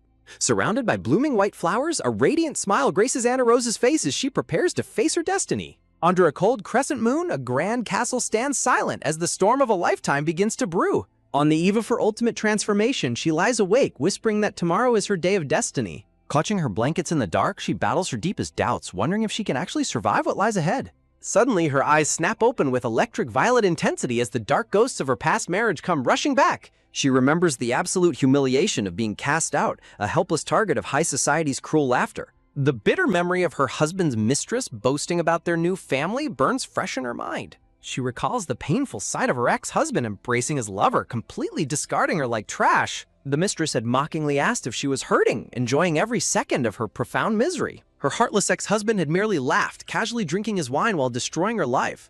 He had flashed a sinister, arrogant smirk, utterly unbothered by the trail of wreckage he left behind. Consumed by utter despair and heartbreak, she had stared blankly into a cold, dark abyss. The demonic shadows of her tormentors had loomed over her, trapping her in a living nightmare she could never escape. Suddenly, a sharp gasp cuts through the dark as a powerful force yanks her back to reality. A strong, reassuring hand tightly grips her wrist, pulling her out of the shadows of her memories. She looks up in absolute awe to find the legendary golden-haired Emperor Xionian standing before her. Xionian looks down with intense warmth, praising her breathtaking transformation and declaring she is no longer a withering flower. He steps closer, admitting there is still one fascinating mystery about her that he is desperate to solve. Raising her hand to his lips, Xionian tenderly kisses her wrist, confessing that her hidden vulnerability is what draws him in. A deep blush warms her cheeks as his gentle touch melts away the freezing fear in her heart. Reaching up, she gently touches his face, sealing a deep, unspoken bond of trust between them. Xionian kisses her forehead with profound affection, whispering that she is as precious to him as tears. Swept up in a passionate embrace, they hold each other tightly, defying the cruel world outside. He caresses her face with unmatched tenderness, promising to protect her from any harm. Xionian warns her of the immense dangers on the horizon, his gaze burning with fierce protective energy. Sweeping her up in his arms, the powerful emperor prepares to carry her into a bright new future. Soft petals scatter beneath his boots as he walks, marking the beginning of their epic journey together. He carries her through a grand corridor overflowing with beautiful flowers, a scene of pure fairy tale romance. Clinging to her savior, her heart swells with a profound sense of hope she hasn't felt in years. Xionian passionately vows that he will cherish this moment forever, even if it costs him everything. Leaning in close, he promises to give her absolute power and endless devotion in her new life. They share a breathtaking kiss amidst the flowers, cementing an alliance that will shake the high court. She wakes up peacefully in her grand bed, a serene smile proving she is finally ready to conquer her destiny. Meanwhile, a pink-haired young lady strides confidently through the sunlit grounds of a prestigious academy. Sensing her approach, a handsome, dark-haired young man turns around with a look of pure intrigue. He immediately notices the golden pocket watch necklace she always wears, catching her completely off guard. She holds up the antique timepiece, explaining that it is a priceless memento from her late parents. The dark-haired young man smiles, deeply touched that she still remembers their childhood history. She is stunned, realizing he still remembers the secrets she shared with him when they were just kids. She explains that the ancient relic contains a magic mirror, warning him to never force the delicate latch open. The young man inspects the talisman, secretly wondering if he can tap into its hidden magical powers. He turns the watch over in his hand, pointing out a mysterious inscription carved into the back. The pink-haired girl gasps as he reads the cryptic words aloud, "The footsteps of time." Staring at the ancient engraving, they both try to decipher the true hidden meaning behind the riddle. She recalls a famous philosophical proverb about the 3 distinct steps of time, searching for a connection. She realizes the saying is a perfect match for a mirror that can reveal the future exactly 3 times. The young man listens intently, his sharp blue eyes flashing with deep calculations. Suddenly, he shifts the topic, asking if she truly plans to focus on bride classes after graduation. Flustered by his sudden pivot, she reluctantly confirms her plans, though she senses a hidden motive behind his question. She internally panics, realizing that her entire life path was secretly decided behind her back. Looking at a caged bird, she wonders if she is destined to be trapped in a high-stakes, noble marriage she can't escape. Clutching her pocket watch, Iris Roca laments that simply graduating from the academy was all she could manage. Tio, the black-haired young man, gently asks Iris if she has any regrets about her time studying. Clenching her fist tightly, Iris reveals she only worked hard because he told her to. Tio looks at her in surprise, admitting he believed she genuinely wanted to study. Looking away, the pink-haired girl quietly reflects that studying was indeed something she wanted. She fondly remembers the peaceful atmosphere and quiet charm of the academy. She reminisces about spending hours reading her favorite books in the library. She recalls the joy of discovering new knowledge from her professors, but a somber truth begins to weigh heavily on her mind. She realizes her fate is to be confined inside Duke Morphe's mansion without any freedom. Tio encourages her to pursue her dreams instead of attending bride classes. Iris's eyes widen in sheer disbelief at his supportive words. She internally hopes that confirming her time limit will naturally cancel the engagement. She resolves to give up her desires to gain practical experience for her future. Surprise washes over Iris as she struggles to process her complex emotions. She remains silent, unable to find the words to express her hidden pain. Turning away, she keeps her deepest thoughts hidden from Tio. She silently thanks Teo for being happy about her academic achievements. Looking back, she reminds him that her duties as the future Duchess leave her with little time. Tio stares at her, a quiet tension lingering in his eyes. He sighs, apologizing for once again intruding on her personal affairs. With heavy steps, Tio turns and begins to walk away from her. Startled, Iris suddenly realizes that she actually wants to follow Tio's advice. Tio continues to walk away, leaving his parting words behind. They stand back to back as Teo coldly announces his departure. Iris turns in panic, desperately calling out Teo's name. But her words fail as she watches him leave her behind in the garden. Sudden shock freezes Iris in place as a familiar figure approaches. A bright, sweet smile appears as someone suddenly interrupts her solitude. Mia, a beautiful blonde girl in a floral dress, steps forward. Mia runs up excitedly, asking why she's been hiding out here. Grabbing Teo's arm, Mia insists they celebrate his graduation of the family. Iris freezes in utter heartbreak, stung by Mia calling herself Teo's family. She watches powerlessly as the two walk away together. Teo looks back one last time, his gaze filled with unspoken sorrow. Teo bids Iris farewell as he leaves with Mia by his side. The painful memory of Teo leaving her for Mia cuts Iris deep. Clutching her pocket watch, she bitterly remembers how he left her in the dark. She laments that he never even bothered to tell her the truth. A cold breeze rustles the trees as she accepts they can never understand each other. Overwhelmed by despair, Iris breaks down crying, wondering how to escape this tragic loop. Suddenly, she gasps as the sound of footsteps startles her from her tears. Iris quickly turns around, wondering who could possibly be there. A pair of polished boots halts right in front of her. A handsome young man with light green hair and gold eyes stands before her. He apologizes for eavesdropping, catching Iris completely off guard. Iris immediately recognizes him as Erwin, the prestigious son of Marquis Brisbane. Erwin walks closer, pleasantly surprised that she actually knows who he is. She explains she knows him because Teo often spoke about him during their talks. Erwin happily suggests they speak comfortably since they are classmates, leaving Iris stunned. A shocking revelation on graduation day threatens to shatter the fragile peace between powerful noble families. Standing side by side, they prepare to confront their complicated noble obligations. Erwin insists on speaking casually, encouraging a surprised Iris to drop her rigid formalities. Erwin flashes a blinding smile, warmly praising her hard work and dedication. Erwin sheepishly apologizes for eavesdropping, but a flustered Iris quickly dismisses his worries. Iris gently warns that continuous apologizing will only make their sudden encounter more awkward. Erwin suddenly declares that Iris is truly amazing, leaving her completely stunned. Erwin praises Iris as the top student, celebrating her genuine passion for pure academic exploration. Flustered by his high praise, the pink-haired girl bashfully tries to downplay her achievements. Clutching her hands nervously, she admits she is unused to such warm compliments. Erwin encourages her pride, revealing he only attended the academy due to family pressure. Rubbing his head sheepishly, Erwin jokes about his miraculous on-time graduation. Comparing him to the cold Theo, Iris giggles and compliments Erwin's widespread popularity. Despite his humble excuses, Erwin's active involvement in school events proved his true character. Erwin's immense popularity ensured even a quiet library student like Iris knew his name. Iris praises him while Erwin playfully covers his face, completely embarrassed by her sincerity. Erwin suggests that Iris consider taking the civil service exam to utilize her brilliance. Iris worries about her strict summons home, while Erwin wonders if Theo will persuade her. Looking down, the pink-haired girl quietly admits she doesn't want to burden Theo. She reflects on the Duke's harshness toward Theo, sensing a grim outcome without words. Haunting memories of cold threats and absolute responsibility cast a dark shadow over her. A sudden, heavy silence falls between the two classmates as they stand together. Erwin bluntly asks if she even needs to care since her engagement is completely loveless. The harsh reality of being forced into an unwanted fate sinks in. Erwin's expression hardens as he murmurs Theo's name, sensing her deep internal conflict. Iris's face pales in sheer disbelief as she asks if Theo truly said those words. Erwin freezes in absolute terror, suddenly realizing he has spoken far too much. Erwin frantically backtracks, desperately trying to excuse his massive slip of the tongue. Her fist clenches the dark fabric of her dress as painful truths unravel. She stands motionless in the cold breeze, her heart heavy with sudden betrayal. Coldly stating her devotion to her home, Iris walks away, ignoring his pleas. Footsteps echo through the quiet garden as he desperately chases after her retreating figure. Erwin suddenly blocks her path, refusing to let her leave on such bitter terms. Looking deeply remorseful, Erwin earnestly apologizes for his thoughtless and rude behavior. Iris rejects his apology as selfish, internally wondering why he continues to block her path. Erwin explains he only wants her to feel better, deeply regretting his careless words. Iris remains completely silent, letting his emotional plea hang in the tense air. Iris realizes that despite his hurtful slip, Erwin is not a bad person. She notes his words were simple, careless, rather than malicious or cruel. Sighing, she admits the true issue lies within her complicated political tie to Theo. Erwin's face instantly brightens with hope as he asks if she finally forgives him. He looks at her with wide puppy dog eyes, desperately waiting for her response. Incapable of staying mad, she covers her mouth to stifle a sudden giggle.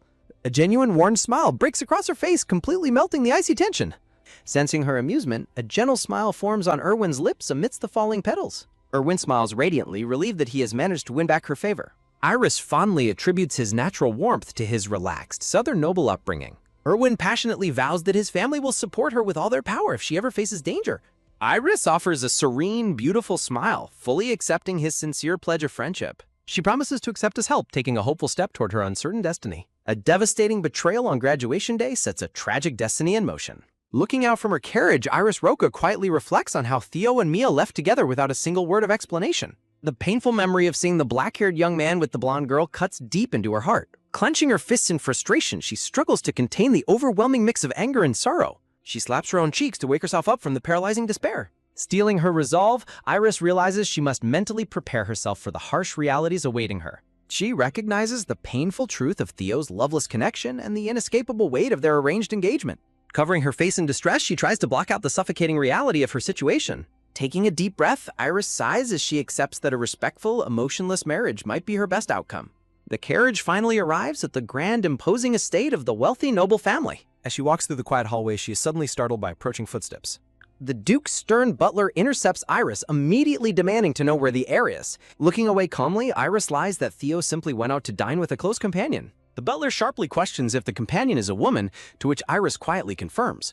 Tension mounts as she halts her steps, refusing to be intimidated by his overbearing interrogation. Iris fires back, questioning why the butler is so obsessed with Theo's private whereabouts instead of checking himself. The butler grimaces, clearly irritated by the young lady's sudden defiance and sharp retort. He mockingly praises her new composure, accusing her of turning the blame back onto him. His eyes narrow coldly as he warns her that graduation means she is no longer a protected child. Sighing heavily, the butler demands to know why she didn't prevent Theo from ruining his reputation, causing Iris's eyes to well with tears. He glares at her in utter frustration, completely unsympathetic to her silent, emotional distress. Cloaked in dark shadows, Iris bitterly realizes she is expected to control Theo's wild actions when the rumors are entirely true.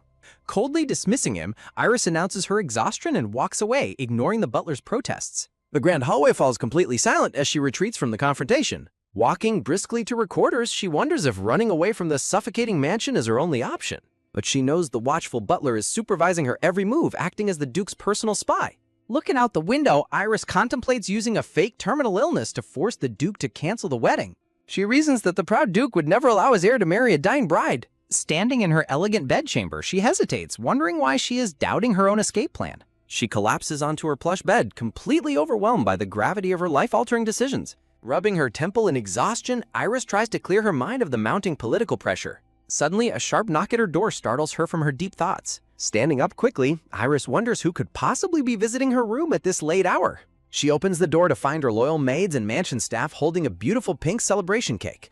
Iris gasps in absolute shock, her eyes widening at their unexpected kindness. The beautiful cake is a heartfelt graduation present from the staff who truly care for her. The maids warmly praise her hard work at the academy, making Iris smile with genuine gratitude. They express deep sadness that she must return to the Duke's strict mansion tomorrow, wishing they could join her. Deeply touched, Iris stands before them, her heart melting from their pure, unconditional support. The staff present the cake tray, wishing her happiness and hoping she returns to visit them often. Iris smiles tearfully, cradling the beautiful cake as a rare moment of genuine happiness fills her heart. The warm light of her room stands in stark contrast to the cold mansion she must soon face. The celebratory cake sits quietly on her table, a sweet reminder of the rare friend she made. But as the reality of her dark future closes in, silent tears begin to stream down her face. Iris weeps softly, realizing she is surrounded by beautiful, kind-hearted people she might never see again. The room falls quiet as she stares at her only source of comfort in the dimming firelight. Standing resolutely, Iris recalls the absolute limit of her mysterious power to see the future. Clutching her golden pocket watch, she realizes she only has 2 opportunities left to change destiny. She resolves to use her remaining visions to verify her terminal illness, lie, and secure freedom. Suddenly, a terrifying vision of Mia's intense golden gaze flashes before her, warning that her fight for survival has only just begun. A shattering revelation breaks the boundaries of reality, throwing her into the unknown. Iris realizes she has been transported far from her fiancé's territory. Approaching footsteps echo softly across the vibrant green grass. A bright-eyed young boy suddenly appears, holding a beautiful floral crown. Iris stares back in absolute wonder at the unexpected child. She internally marvels at how rapidly the young boy has grown. The child happily explains that someone has left a special gift to her. Iris silently rejoices that she and the child will never be separated. A hand offers a vibrant bouquet of pink roses calling her name. Shock washes over her face as she turns toward the familiar voice. Erwin steps forward with a gentle warning for her to walk carefully. She stands frozen, completely captivated by his sudden, stunning appearance. Erwin gazes back at her with a remarkably warm, affectionate smile. Erwin softly questions why she looks so startled by his presence. Iris can barely process the surreal moment unfolding right before her. A sudden movement breaks the silence as Erwin drops to one knee. Holding the bouquet high, Erwin passionately asks for her hand in marriage. Clutching the vibrant flowers, Iris stares down in sheer, breathless disbelief. Far away, the grand pillars of the Morphe Palace loom under the bright sky. Theo stands in silence, his expression cold and completely detached. Mia secretly complains about Theo's frigid and completely unresponsive attitude toward her. Mia arrogantly reassures herself that Theo's loyalty proves he values her far above Iris. Masking her schemes, Mia offers him a sweet, deceptive graduation congratulations. Theo questions her sudden appearance, which she calmly confirms. Mia explains she hurried to his side upon learning his family skipped the ceremony. She deviously plans to make him fall for her by acting as his sole ally. Theo coldly asks if she has somehow integrated into his household. Mia gasps in utter confusion at his direct and unexpected question. Mia mockingly suggests his coldness stems from his unresolved relationship with Iris. Theo reluctantly yields to her persistent presence while she gloats over her leverage. Mia boasts that his mother chose her beautiful dress and praised her looks. Theo remains completely silent, his jaw tightening as her manipulations deepen. Mia urges him to ignore Iris and dine with her, prompts him to ask about his mother. Mia laughs off his concerns, mocking the rigid nature of his parents. She secretly harbors immense disdain for his mother's humble social origins. Mia subtly touches her neck, gloating over her powerful secret weapon. Mia gloats about her ability to control Theo before revealing she summoned a royal doctor. Mia demands Theo's devotion, reminding him that she is his mother's sole supporter. Mia tries to prompt a conversation about his city life, lamenting her missed festival invitation. Mia spitefully mocks his mother's deteriorating health and perpetual misery. Theo stares down, silently absorbing her venomous words with heavy eyes. Mia mockingly compares Iris to a stiff, dry log devoid of any true passion. Mia dismissively suggests he can bring Iris over if he feels so uneasy on her graduation day. Mia secretly relishes how her radiant looks will easily outshine Iris's gloomy expression. Suddenly, something unexpected in the distance catches her eye, leaving her stunned. Theo's eyes widen as he mutters in absolute disbelief. Far across the garden, Iris and Erwin stand together in intimate silence. Theo watches intensely, his cold composure instantly shattering at the sight. Unaware of their gaze, Iris smiles softly, finding a moment of peace. A dangerous spark ignites in Theo's eyes as a dark storm brews. Mia smiles confidently, her bright green eyes masking her calculated, devious schemes. The carriage speeds away, cutting a swift path through the dense green forest. Under the bright sky, the rhythmic sound of hooves echoes past the trees. Theo sits in brooding silence, his cold eyes fixed on the empty space. Mia breaks the silence, declaring her sudden exhaustion and demanding they head home.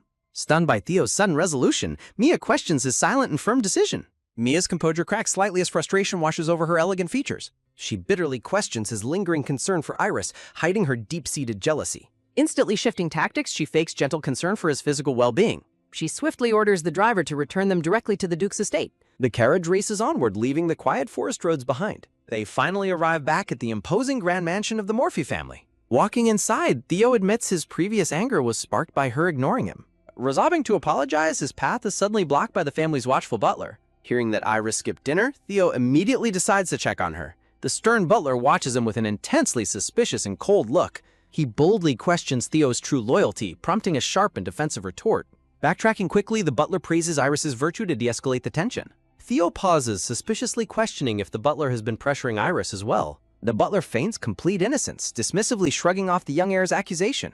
Theo glares with deep irritation, disgusted by the butler's constant, overbearing demands. Cutting the conversation short, Theo turns his back on the butler. Walking toward Iris's chambers, he realizes he let his emotions cloud his judgment. He deeply regrets his harshness, recognizing the immense pressure Iris is facing. Reaching her quarters, Theo knocks gently on the door to offer his apology. He is met only with an unsettling, heavy silence from within. His brow furrows in concern as the quiet room yields no response. His eyes narrow in sudden suspicion, sensing something is deeply wrong. Noticing the door is slightly open, Theo's protective instincts immediately flare. Pushing the door open, he steps cautiously into the dimly lit bedchamber. Theo freezes in sheer, breathless horror at the sight before him. Splayed across the floor lies a silent, completely motionless figure. With a panicked shout, Theo rushes forward to her side. Cradling Iris in his arms, he desperately begs her to open her eyes. He reaches out to her, his hand trembling as panic completely takes over. Devastation and cold dread wash over him as she remains entirely unresponsive. Theo furiously roars for a doctor as a horrified maid discovers them. The quiet room remains frozen in time as chaos erupts around them. Iris lies pale and unconscious in bed as she is finally tended to. The physician finishes his examination under Theo's intense, worried gaze. Theo awaits the diagnosis in agonizing suspense, his heart pounding in his chest. Nearby, the beautiful celebration cake sits completely forgotten on the table. He stares at the dessert, wondering if she had prepared it for him. The maid softly interrupts to change the lady into more comfortable clothing. Theo reluctantly steps back to give them room, his mind swirling with guilt. He recalls how she desperately clutched her pocket watch during her last collapse. Studying the ornate golden watch, he realizes it must hold a deeper secret. The bedroom doors close quietly as he steps out into the hallway. Standing alone, he clutches the mysterious timepiece, determined to find the truth. The painful memory of his mother's tragic confinement flashes before him, steeling his resolve to save Iris no matter the cost. Determined to break free from his family's suffocating control, Theo desperately wishes to grow up and claim his own destiny. His hopes are immediately crushed when his cold father dismisses the very idea of change. Looking down in grim silence, Theo realizes his father intends to control his entire life. Gazing gloomily ahead, Theo vows to protect Iris from suffering a similar helpless fate. He realizes that her current position is terrifying enough to make anyone uneasy. Clenching his fist, Theo resolves to buy her as much time as possible. Feeling a wave of regret, he realizes Iris rejected his help purely out of concern. He bitterly blames himself for not trusting her, knowing he must find another way. Grasping the pocket watch, he desperately wonders if the future can truly be rewritten. Meanwhile, Iris recovers from her collapse, noting the severe physical toll of her magic. She sits in bed, deeply shocked by the unprecedented duration of her fainting spell. Haunted by her chaotic visions, she finds temporary relief when the butler delays her departure. As the maid brushes her long pink hair, Iris worries about facing harsh reprimands. She anxiously clasps her hands together, struggling to calm her racing heart. Her mind drifts back to the shocking vision of Erwin's sudden marriage proposal. She finds solace in knowing she isn't terminal and can stay with her son. Holding her head in distress, she struggles to make sense of her shifting fate. Her attentive maid quickly notices her discomfort, but Iris tries to brush it off. Smiling gently, Iris declines another medical visit, claiming she is merely groggy from oversleeping. Looking solemn, she realizes the Morphy family has been keeping her under constant surveillance. She connects the dots, recognizing her terminal illness diagnosis is a despicable lie by Mia. Even though she has uncovered the lie, lingering doubts continue to plague her mind. Looking around her chambers, Iris resolves to use her final future vision with absolute caution. Suddenly, the maid holds out her precious golden pocket watch, asking if she was looking for it. The maid explains that Theo personally kept the watch safe all this time. Wide-eyed with shock, Iris is completely blindsided by Theo's unexpected protective actions. To her absolute horror, she discovers that the pocket watch's glass cover is shattering. The maid gasps at the severe damage while Iris stares down in complete and utter despair. Staring at the shattered glass, Iris fears she has lost her final chance to see the future. She sadly accepts the maid's explanation, mourning the loss of her only magical lifeline. The maid frantically adds that a massive commotion has thrown the entire estate into chaos. Alarmed, Iris wonders if Theo has also fallen gravely ill during her day of unconsciousness. The maid explains that while Theo is physically fine, he has locked himself away in isolation. Iris suspects Theo has finally yielded to his father's suffocating demands regarding his studies. Before she can investigate further, her energetic maid forcefully tucks her back into bed. The maid strictly orders her to stay put and eat, refusing to let her overexert herself. When Iris begs for a simple walk, the maid instantly shuts down her plea due to the cold weather. Defiant, Iris pops right back up, drawing an immediate scolding from her keeper. Restless and bored, Iris decides to spend her confinement embroidering handkerchiefs as parting gifts for Theo. A gloomy, quiet boredom settles over the room as the two of them sit in silence. Suddenly hearing approaching footsteps outside, Iris rushes to her window to investigate. Peering down into the garden, she stops dead in her tracks as her eyes widen in shock. The maid questions her sudden reaction as Iris stands completely frozen. Out in the courtyard, she spots Theo standing beside an unexpected guest. Her heart sinks as she realizes the guest next to Theo is none other than Mia. This sight of her golden-haired rival sends a cold shiver of pure dread down her spine. Iris watches in silent horror as Mia aggressively clings to Theo's arm, marking her territory. Looking down in quiet defeat, a crushing weight of sorrow settles on Iris's chest. She tightly grips her dress, desperately trying to suppress her rising panic. Fading into the shadows, Iris realizes with terrifying certainty that her future marriage is destined for complete misery. Behind closed doors, hands frantically pack away secrets as the relentless pursuit of answers begins. Keeping herself locked away in her quarters, Iris refuses to step foot downstairs until her calculating rival finally leaves the estate. Sorrow and heavy isolation weigh down on her, leaving her to nurse her wounded heart in silence. Haunted by parting words of warning, she knows she cannot escape the inevitable confrontation that lies ahead. She lets out a heavy, weary sigh as the crushing reality of her complicated situation sinks in. Staring at the pile of beautiful, intricately embroidered fabrics, she realizes her quiet efforts might all be in vain. Believing he only favors the gifts from her rival, she bitterly considers throwing away her hard work. Suddenly, a sharp noise shatters her train of thought, causing her to gasp in sheer surprise. A hand quickly retracts in startled shock as the quiet room is abruptly invaded by a sudden presence. Iris turns around with wide, trembling eyes, her breath catching in her throat at the unexpected intrusion. Standing silently before her is Theo, his dark eyes searching hers in a tense, heavy silence. Shifting his gaze away, he quietly questions the deep thoughts she seems so lost in. Stuttering and caught off guard, she desperately tries to explain away her frantic actions. Forcing a bittersweet smile, she admits she fully expected him to be out strolling in the gardens with Mia instead. A sudden jolt of surprise runs through them, shattering the cold distance between the two. She presents the pile of hand-carved gifts, softly urging him to make use of them during his stay. A deep, burning flush spreads across her cheeks as embarrassment and vulnerability completely take over. She softly explains that she took the time to painstakingly stitch his noble family's crest onto the fabric. Theo's expression instantly hardens into a conflicted frown as the weight of her words hits him. Breaking the tension, he coldly tells her to do whatever she wishes with the gifts, leaving her utterly bewildered. She stares back at him in stunned confusion, deeply hurt by his sudden, distant attitude. Stepping closer, Theo gravely announces that he came to deliver a serious, unavoidable message. Iris tightly clenches her dress, her mind immediately racing with anxious thoughts of her rival's true hold over him. A wave of deep unease washes over her as she braces her heart for whatever painful words are about to come. Stealing her resolve, she commands him to say whatever it is he can say. Theo stares down at her under the warm glow of the room, his expression intensely solemn and resolute. Looking up at his towering figure, she softly calls his name in anxious anticipation. Taking a deep breath, he begins to deliver his final, unyielding decree. The agonizing suspense stretches between them as she hangs on to his every word. He solemnly states his terms, laying down the harsh boundaries of their impending arrangement. Iris looks at him with wide, uncomprehending eyes, completely stunned by the direction of his words. His cold, unwavering gaze remains locked on hers, showing absolutely no room for negotiation. To her absolute shock, Theo declares that they will never share a bed even after they are married. She clutches her collar in sheer disbelief, her voice completely failing her in the face of his rejection. A blazing red blush of utter shock and humiliation rushes to her face as the reality of his terms sinks in. Her eye widens in a silent gasp as she struggles to process the sheer audacity of his cold proposal. Her mind immediately drifts to the future, realizing her greatest concern has always been the safety of her child. She quickly calculates the outcome, realizing that a childless marriage would allow her to walk away completely free. She wonders if Theo deliberately proposed this cold arrangement to give her an eventual escape. Refusing to play the victim, she stands tall and decides to turn his harsh terms to her ultimate advantage. She recalls the terrifying future where her every move would be ruthlessly scrutinized by hostile forces. But armed with the forbidden knowledge of her impending fate, she refuses to let them trap her again. Gripping her dress with newfound determination, she resolves to play this dangerous game on her own terms. Looking up at him with sudden clarity, she calmly accepts his cold proposal as the perfect shield against their enemies. Theo's hand flinches in sheer astonishment, completely caught off guard by her serene acceptance. Stunned by her lack of protest, he suspiciously asks if that is truly all she has to say. Looking around the tense room, he demands to know why she isn't fighting back against his cold terms. Quietly keeping her thoughts to herself, she wonders if agreeing to his rejection actually makes him happier. She stares at him, wondering if asking for his true motives will finally force him to admit his feelings for Mia. The heavy silence returns, leaving their fates hanging by a thread as they stand on the edge of a dangerous, uncharted future. In a shocking twist that changes everything, Iris calmly accepts Theo's cold proposal. A heavy, sudden silence falls over Theo as he absorbs her unexpected compliance. An ominous, tense energy fills the space, stretching the distance between them. Theo bitterly declares his absolute defiance against his grandfather's overbearing demands.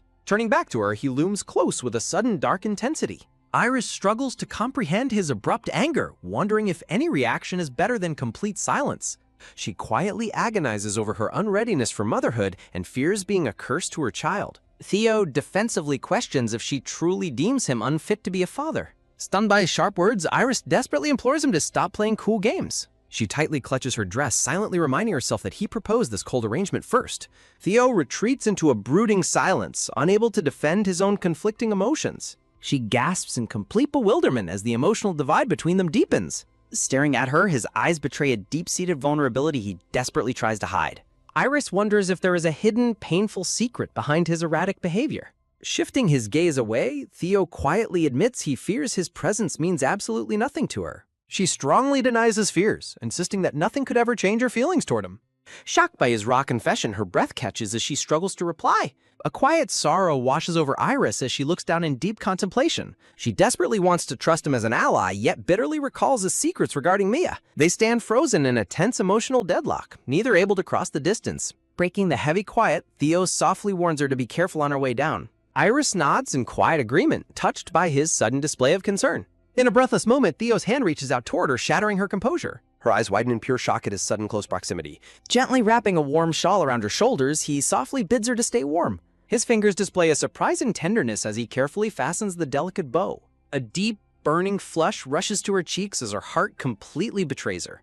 She quietly reflects on his protective nature, recognizing the immense stress of their situation. Deflecting her unvoiced thoughts, Theo claims his actions are merely natural duties of his title. Touching the bow, Iris silently acknowledges the painful effort he makes to close their distance.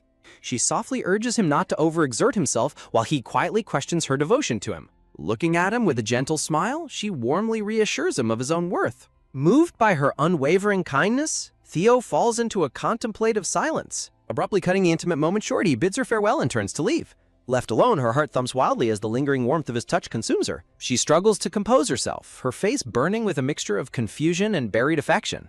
Tightly gripping the shawl, she tries to steady her wildly racing thoughts. Stepping forward, her elegant white heels click softly as she prepares to face the day. She closes her eyes and breathes a sigh of relief, finding a momentary peace. Reaching for the door handle, she dismisses her foolish hopes and steels her heart. Staring into the room, she resolves to forge her own path instead of relying on him. Suddenly, Iris stops dead in her tracks as a sudden presence breaks her concentration.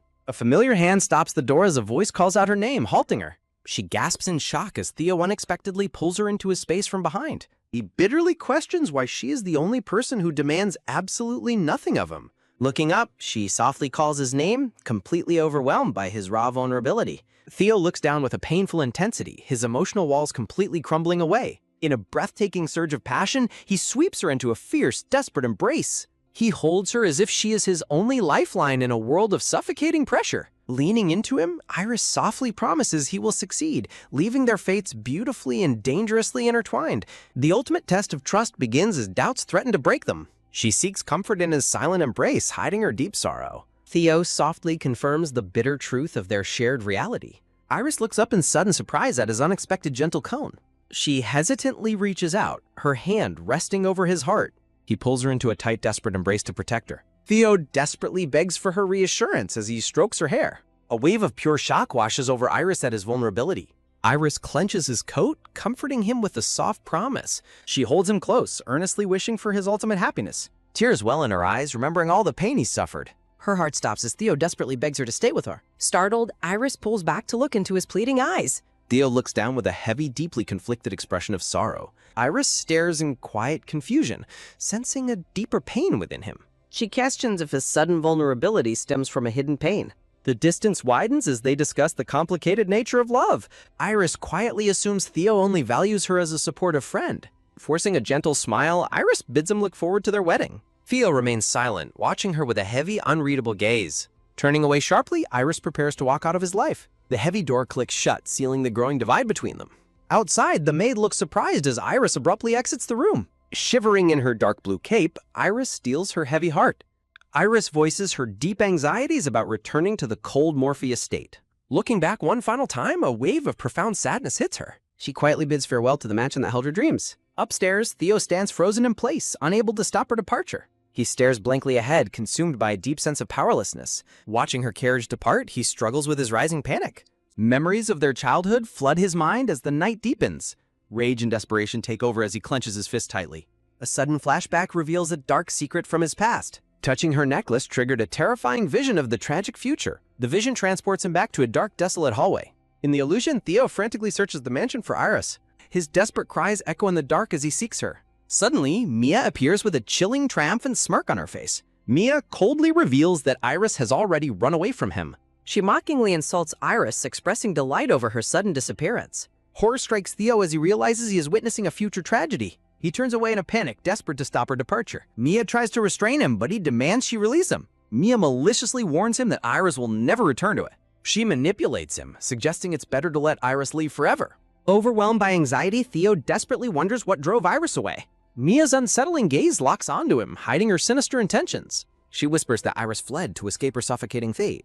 The horrific truth lands: Iris was suffering from a terminal illness. A terrifying revelation leaves Theo's world completely shattered. The horrific truth of the future unfurls as a dark revelation about Iris's ultimate fate begins to surface. Haunted by the truth, Theo listens as a chilling voice confirms that Iris is doomed by a terminal, incurable illness. In his vision, the manipulative blonde-haired woman smirks triumphantly as she holds Theo in her tight grasp.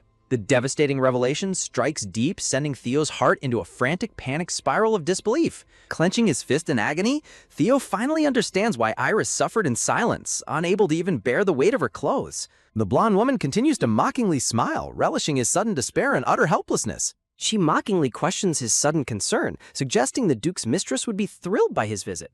A chilling accusation rings out, laying the blame for Iris's fatal illness squarely on Theo's shoulders. The horrifying realization that his actions caused her suffering paralyzes Theo with absolute guilt. She relentlessly twists the knife, declaring Iris's weak body as a direct consequence of the Morphe family's legacy. Theo desperately pieces together Iris's past warnings, realizing she might have foreseen her own tragic death during childbirth. Refusing to accept this dark reality, Theo's resolve fractures as he stumbles backward in denial. His heart shatters with deep regret over how coldly he treated Iris before knowing her secret sacrifice. The blonde woman dismisses his torment, urging him to accept the inevitable fate that cannot be changed. A grim reality settles in as the dark premonition of Iris's lifeless body haunts the vision. The terrifying vision finally fades, dragging the story back to the harsh light of the present day. A cold winter breeze rustles through barren branches, marking Iris's arrival at the Morphe estate. Iris reflects on her long, exhausting journey, having slept heavily in the carriage to escape her thoughts. Clad in an elegant green dress, Iris wonders if her bizarre dreams are merely a side effect of magic. She stares at her pocket watch, wishing she could trigger another vision to unlock the truth. She reveals a stunning secret. She doesn't actually suffer from any fatal illness, but the rumor is crucial. She quietly prepares herself to face whatever lies ahead in the cold, imposing halls of the estate. She realizes the future has already shifted now that Theo has declared he will never father children. Taking a deep breath, she steels her resolve to carefully plan her next moves against her enemies. The majestic yet oppressive spires of the castle loom ahead, welcoming her back to a den of secrets. She steps down from the carriage, ready to confront the master of this cold fortress. She gasps in surprise as she realizes how quickly she has reached her destination.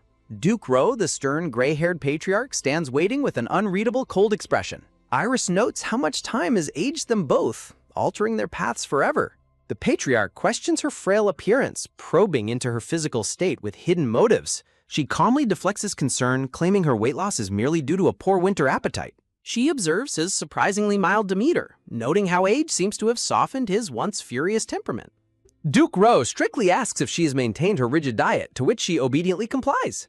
Beneath her compliant facade, her mind races as she questions his true motives. She bitterly recalls the sole purpose for which she was raised by this family, to bear Theo's heirs. She tightly balls her hands together, fighting back the rising anger within her chest. Forcing a bright smile, she politely suggests they share tea and catch up on their time apart. He coldly rejects her offer, asserting that others can easily replace her duties. A sudden, freezing silence descends, leaving her completely stunned by his icy dismissal. She narrows her eyes, realizing the danger of his sudden emotional distance.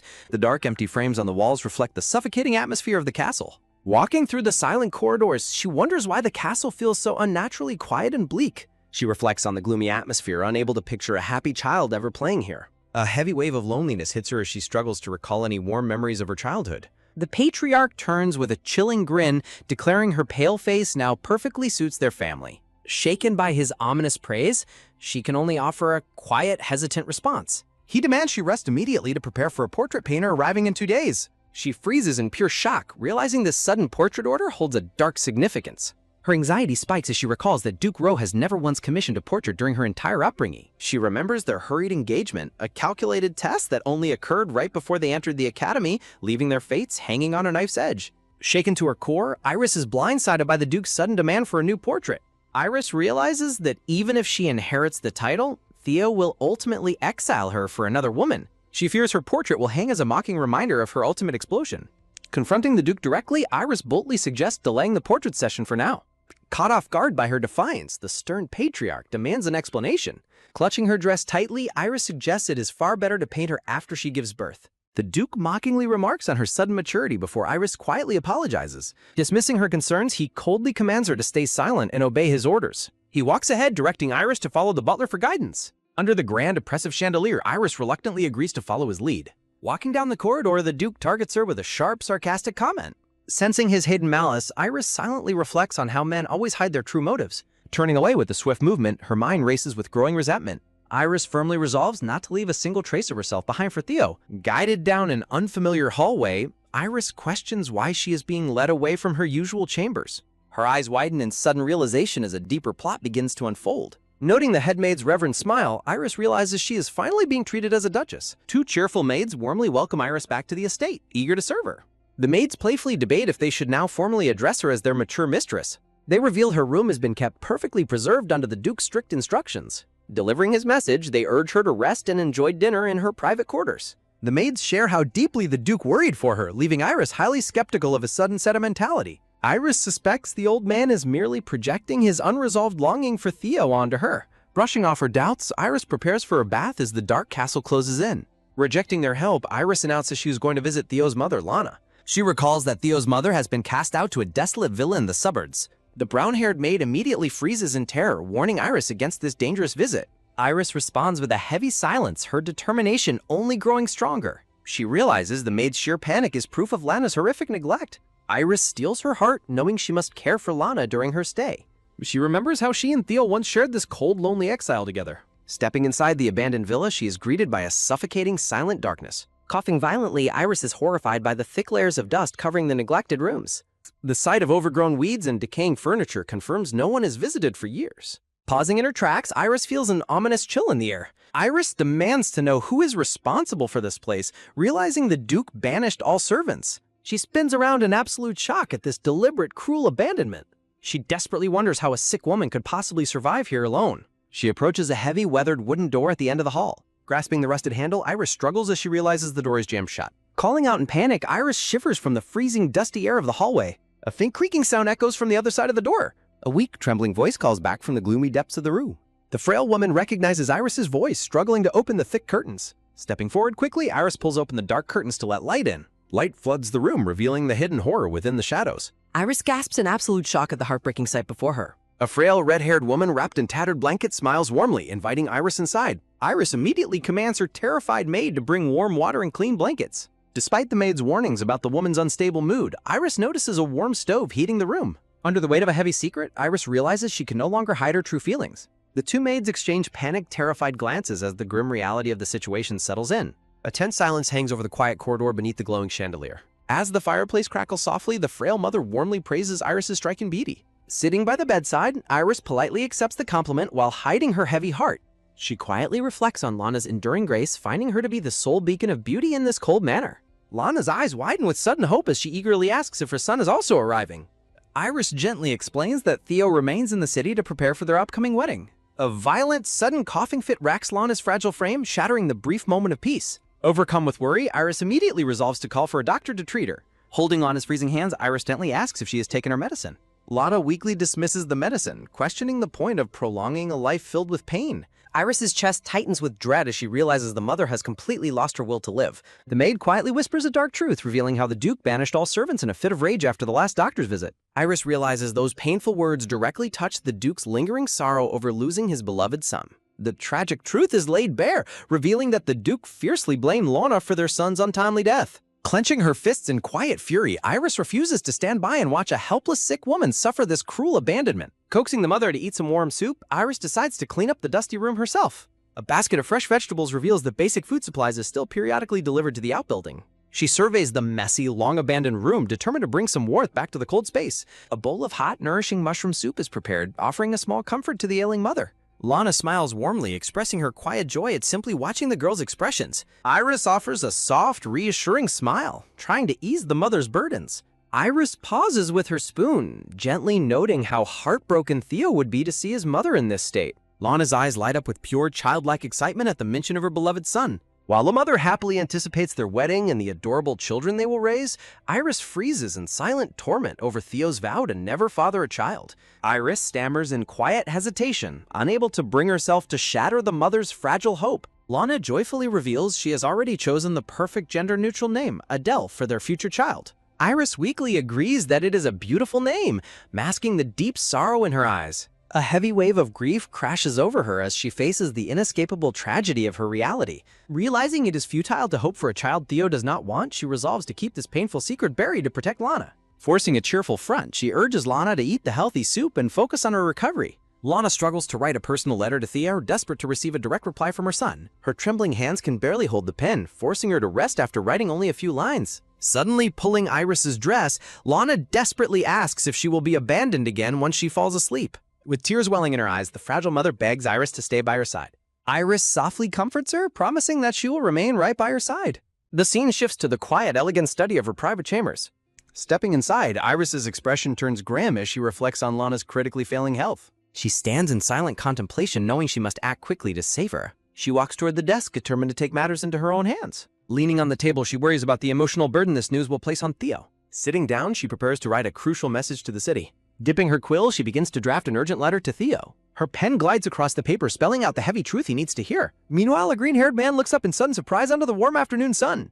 Sitting in the garden, he playfully complains about being ignored while wondering who has upset his mother. With a confident grin, he promises to personally punish whoever is responsible if she simply names them.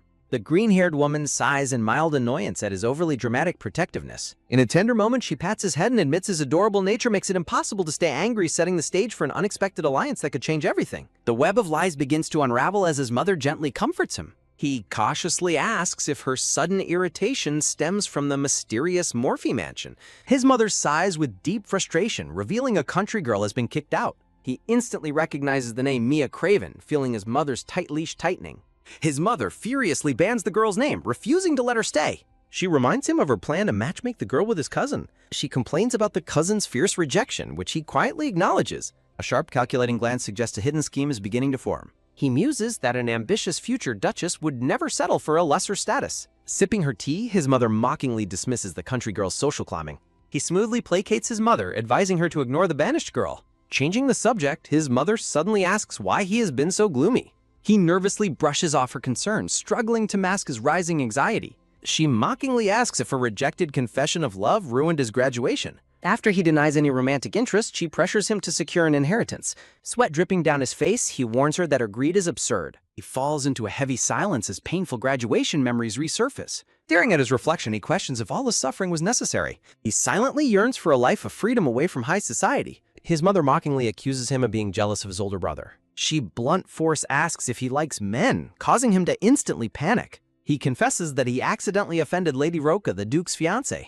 His mother reacts with pure shock, demanding to know what he said. Clenching his hands, he explains his casual comment about the Duke's overprotectiveness. The memory of Lady Roca's devastated face flashes in a purple haze. He is consumed by bitter regret, wishing he could undo his mistake. His mother gazes at him, sensing his regret runs much deeper. She abruptly asks if he harbors secret feelings for the Duke's fiancée. He defensively mentions her 10-year engagement while his mother tries to call him. He quietly accepts her warning, keeping his painful secrets locked away. He shuts his eyes, desperately trying to block out his lingering guilt. The beautiful memory of a warm, smiling face brings a brief comfort. A gentle breeze rustles his pristine collar, returning him to the present. Soft giggles echo through the bright garden as another carriage arrives nearby. A furious blonde girl steps down, venting about a nagging old lady. She recognizes the woman's ulterior motives, but decides to wait it out. Shaking with intense rage, she screams about a ridiculous man with older children. With a violent slam, she hurls her expensive scroll onto the floor. She recalls a tense dinner with the same smiling man who invited her. She angrily confronts a green-haired lady about the rules of high society. Furious that her luggage was thrown out like garbage, she stands amidst trunks. She storms off with a confident smirk, determined to find another way. Her smile instantly vanishes upon hearing that a vital door is locked shut. The stoic butler states that Mrs. Craven is barred from entering the mansion. Shocked and desperate, her mind races as she tries to understand. The grand mansion stands tall, representing a sudden and terrifying social shift. She desperately asserts that Teo would never authorize such a cruel banishment. The butler coldly warns her to address the soon-to-be conferred young master with respect. Gnashing her teeth in quiet fury, she realizes her influence has completely vanished. A dangerous line has been drawn, setting the stage for a ruthless confrontation. He declares that this cold boundary is the only appropriate distance left between them. Staring with chilling indifference, the butler mockingly addresses the banished Lady Craven. He expresses immense satisfaction that Teo cut ties, hoping they never cross paths again. He recalls how her toxic pride and cruelty once ran rampant in this matter. Crimson fury boils over as she tightly clenches her gown in absolute frustration. She threatens him with Teo's wrath, only to learn Teo ordered her dismissal. Panic sets in as she realizes she's truly being discarded like trash. Mia realizes someone else must be behind Madame Rana's sudden turn for the better. Her burning hatred locks on to Iris as the sole source of her ruin. A curtain is drawn back, shifting the scene to a bright, quiet room. Stepping inside, Iris warmly checks on the frail mother's condition.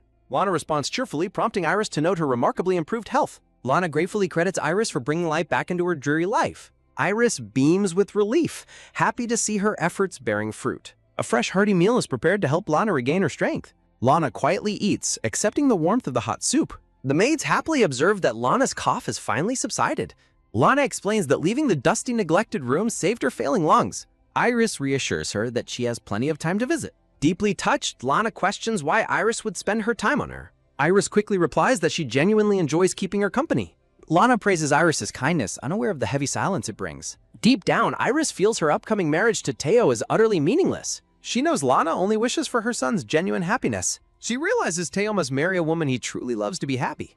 Sorrow grips her heart as she silently laments her inescapable reality. Sensing the shift in mood, Lana's fragile smile begins to fade. Lana gently asks if Iris is feeling exhausted from her visits. Maid arrives to tea as Lana expresses her deep concern. She reflects on how exhausting it is to constantly strive for success. A heavy silence fills the bedroom as they sit together. Lana offers a comforting gaze, trying to soothe Iris's hidden pain. Left alone, Lana weakly questions why her painful life still lingers on. Iris worries if her secret actions will provoke the Duke's wrath. The tense atmosphere softens as they share a surprisingly lighthearted look. Iris resolves that bringing Teo here is Lana's only hope. A sudden whisper from the maid snaps Iris back to reality. Standing up, Iris promises to return the very next day. Lana weakly wonders if Iris can hear the soft tune she hums. As Iris walks away, the soft melody echoes through the quiet room.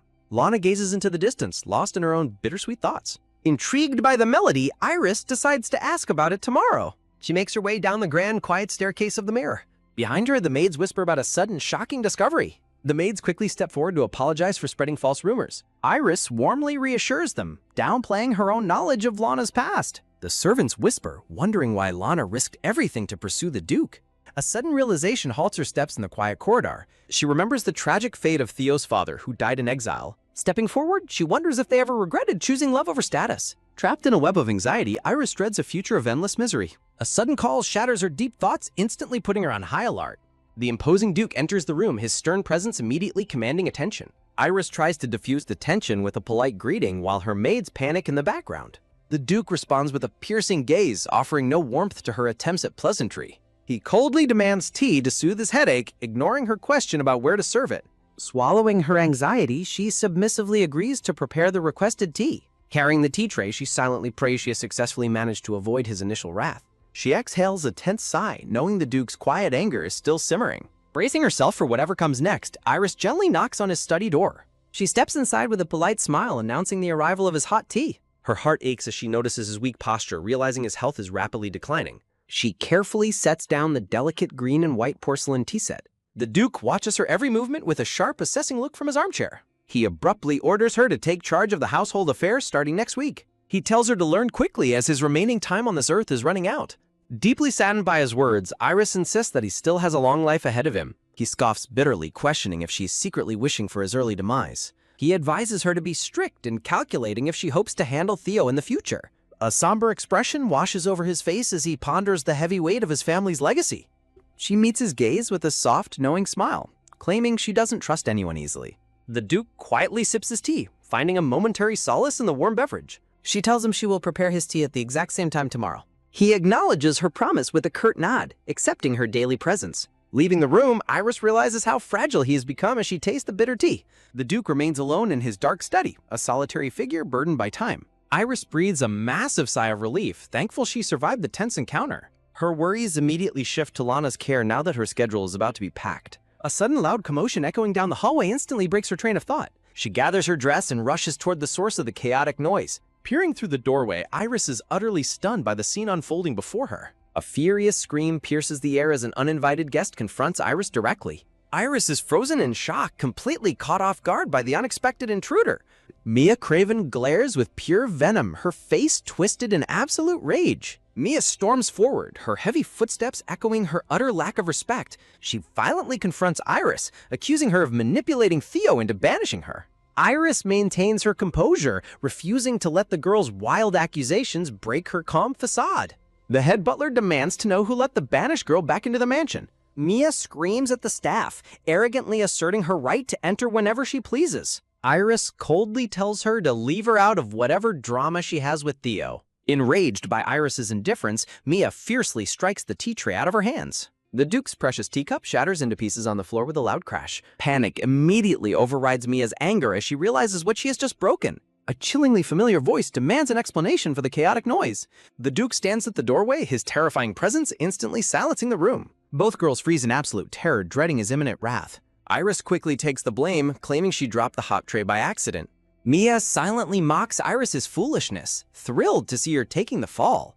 The Duke demands to know the reason for Mia's unauthorized presence. He turns his piercing gaze toward Iris, seeking the absolute truth behind the shattered tea. The ultimate clash for survival begins as Mia smugly lies to the Duke, painting Iris as a toxic manipulator while Iris notes her rival's deceptive power. Mia dramatically plays the victim, but her facade instantly shatters when the Duke fiercely forbids her from ever speaking so familiarly to his future daughter-in-law. The chilling warning leaves the blonde completely paralyzed with absolute terror and silent humiliation. In a desperate physical frenzy, Mia claws at Iris's dress and hysterically shrieks that this plain girl is far too shabby to ever rule the duchy. She wildly claims that the servants will never obey Iris, only for the Duke to cut her off with a terrifying low-voiced threat. The absolute weight of his deadly aura leaves Mia stuttering and trembling in complete submission. Before she can even utter another excuse, guards suddenly seize her arms and violently drag her away. Iris watches the pathetic display with cold, silent detachment, offering absolutely no mercy. Humiliation boils into raw, venomous hatred as Mia gnashes her teeth in absolute fury. Desperate for mutual destruction, Mia suddenly screams out the location of Iris's secret, forbidden daily visits.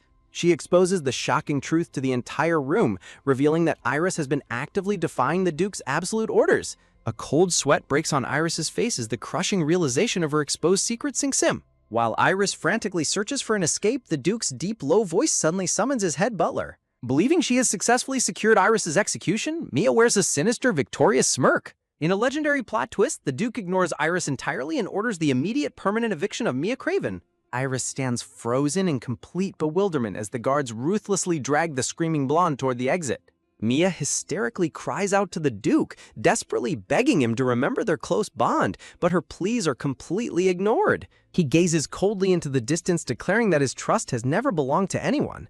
Stripping away her final hope, he ruthlessly asserts that he treasures no one as the guards drag her out. Turning his back on the chaotic scene, the Duke calmly notes that his son has finally regained consciousness. Mia's pathetic, muffled cries fade into the distance as her nails desperately claw at the empty air. The relentless echoes of her desperate struggle slowly disappear down the long, empty hallway. With a thunderous slam, the massive entrance door seals shut, banishing her from the household forever. A heavy, suffocating silence once again claims the grand mansion's halls. The Duke slowly turns back, leaving Iris trembling in anticipation of her impending punishment. Gathering her courage, Iris quietly asks if he is truly not angry with her defiance. To her utter shock, the Duke calmly questions why he would ever be upset. When she confesses to visiting Lady Lana, he reveals that nothing in this manner has ever escaped his notice. Iris realizes she was foolish to think she could ever hide her movements from the absolute master of this estate. Instead of fury, the Duke praises her political cunning, calling her compassion for Lana a masterstroke to secure Theo's loyalty. He watches her silently, evaluating her potential to carry the heavy weight of their family legacy. However, he warns her that her official training begins next week, leaving no time for personal visits. Overflowing with immense relief, Iris beams with a radiant, grateful smile. A gentle warmth fills her heart as she envisions a brighter future ahead. Stepping out into the grand hallway, the massive doors click shut behind her. Her anxious maids let out a massive sigh of relief, admitting how terrified they were of the Duke's wrath. Iris offers a gentle smile, quietly admitting she was just as terrified as they were. Sometime later, she sits quietly in her room, carefully writing a letter with a quill. She pauses mid-sentence, deciding to keep the details vague to avoid raising any false expectations. Gently holding the finished letter close, a quiet sense of hope washes over her. Meanwhile, the scene shifts back to the quiet, dark sanctuary of the Duke's study. The Duke quietly nods as the butler confirms Mia's successful eviction from the estate. The Duke asks if anyone noticed the door was opened on purpose, and the butler confirms he handled the scheme directly. Deeply exhausted, the Duke laments the constant threats, expressing a dark desire for his own end. He fiercely resolves that they must aggressively protect and guide Iris through the upcoming storm.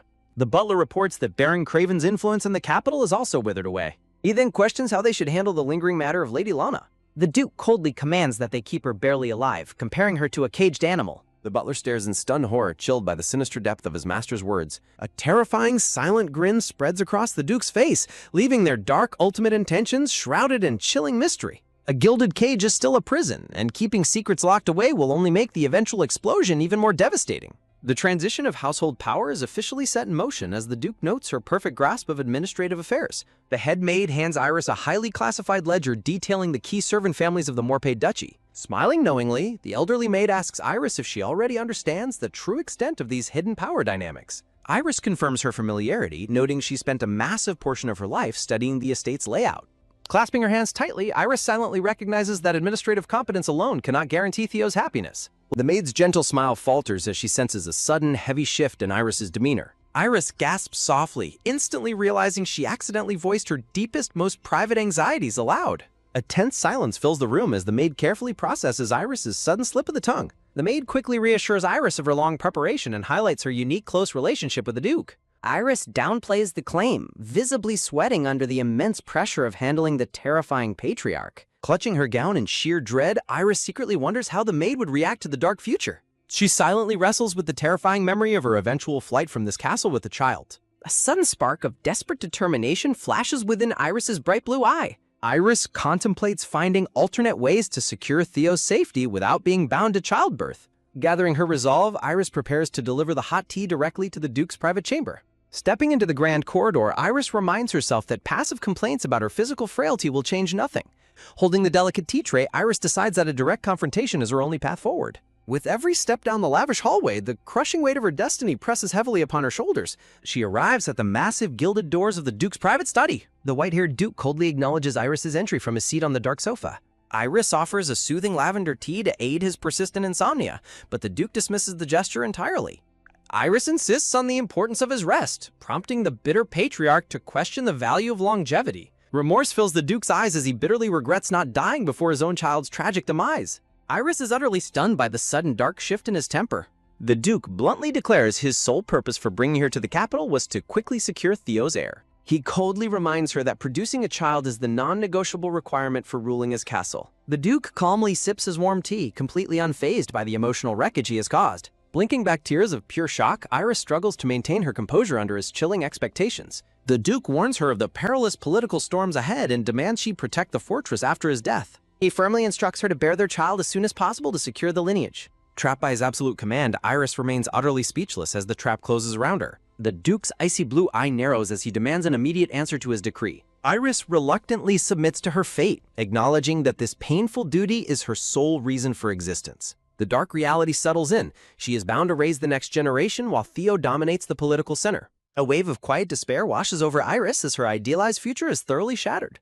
Clasping her hands in dread, Iris tentatively asks what would happen if Theo refused to have children. The Duke's aura instantly darkens as he aggressively questions if Theo has already made such a rebellion. Terrified by his hostility, Iris quickly backtracks and frames it as a simple concern regarding the difficulties of conception.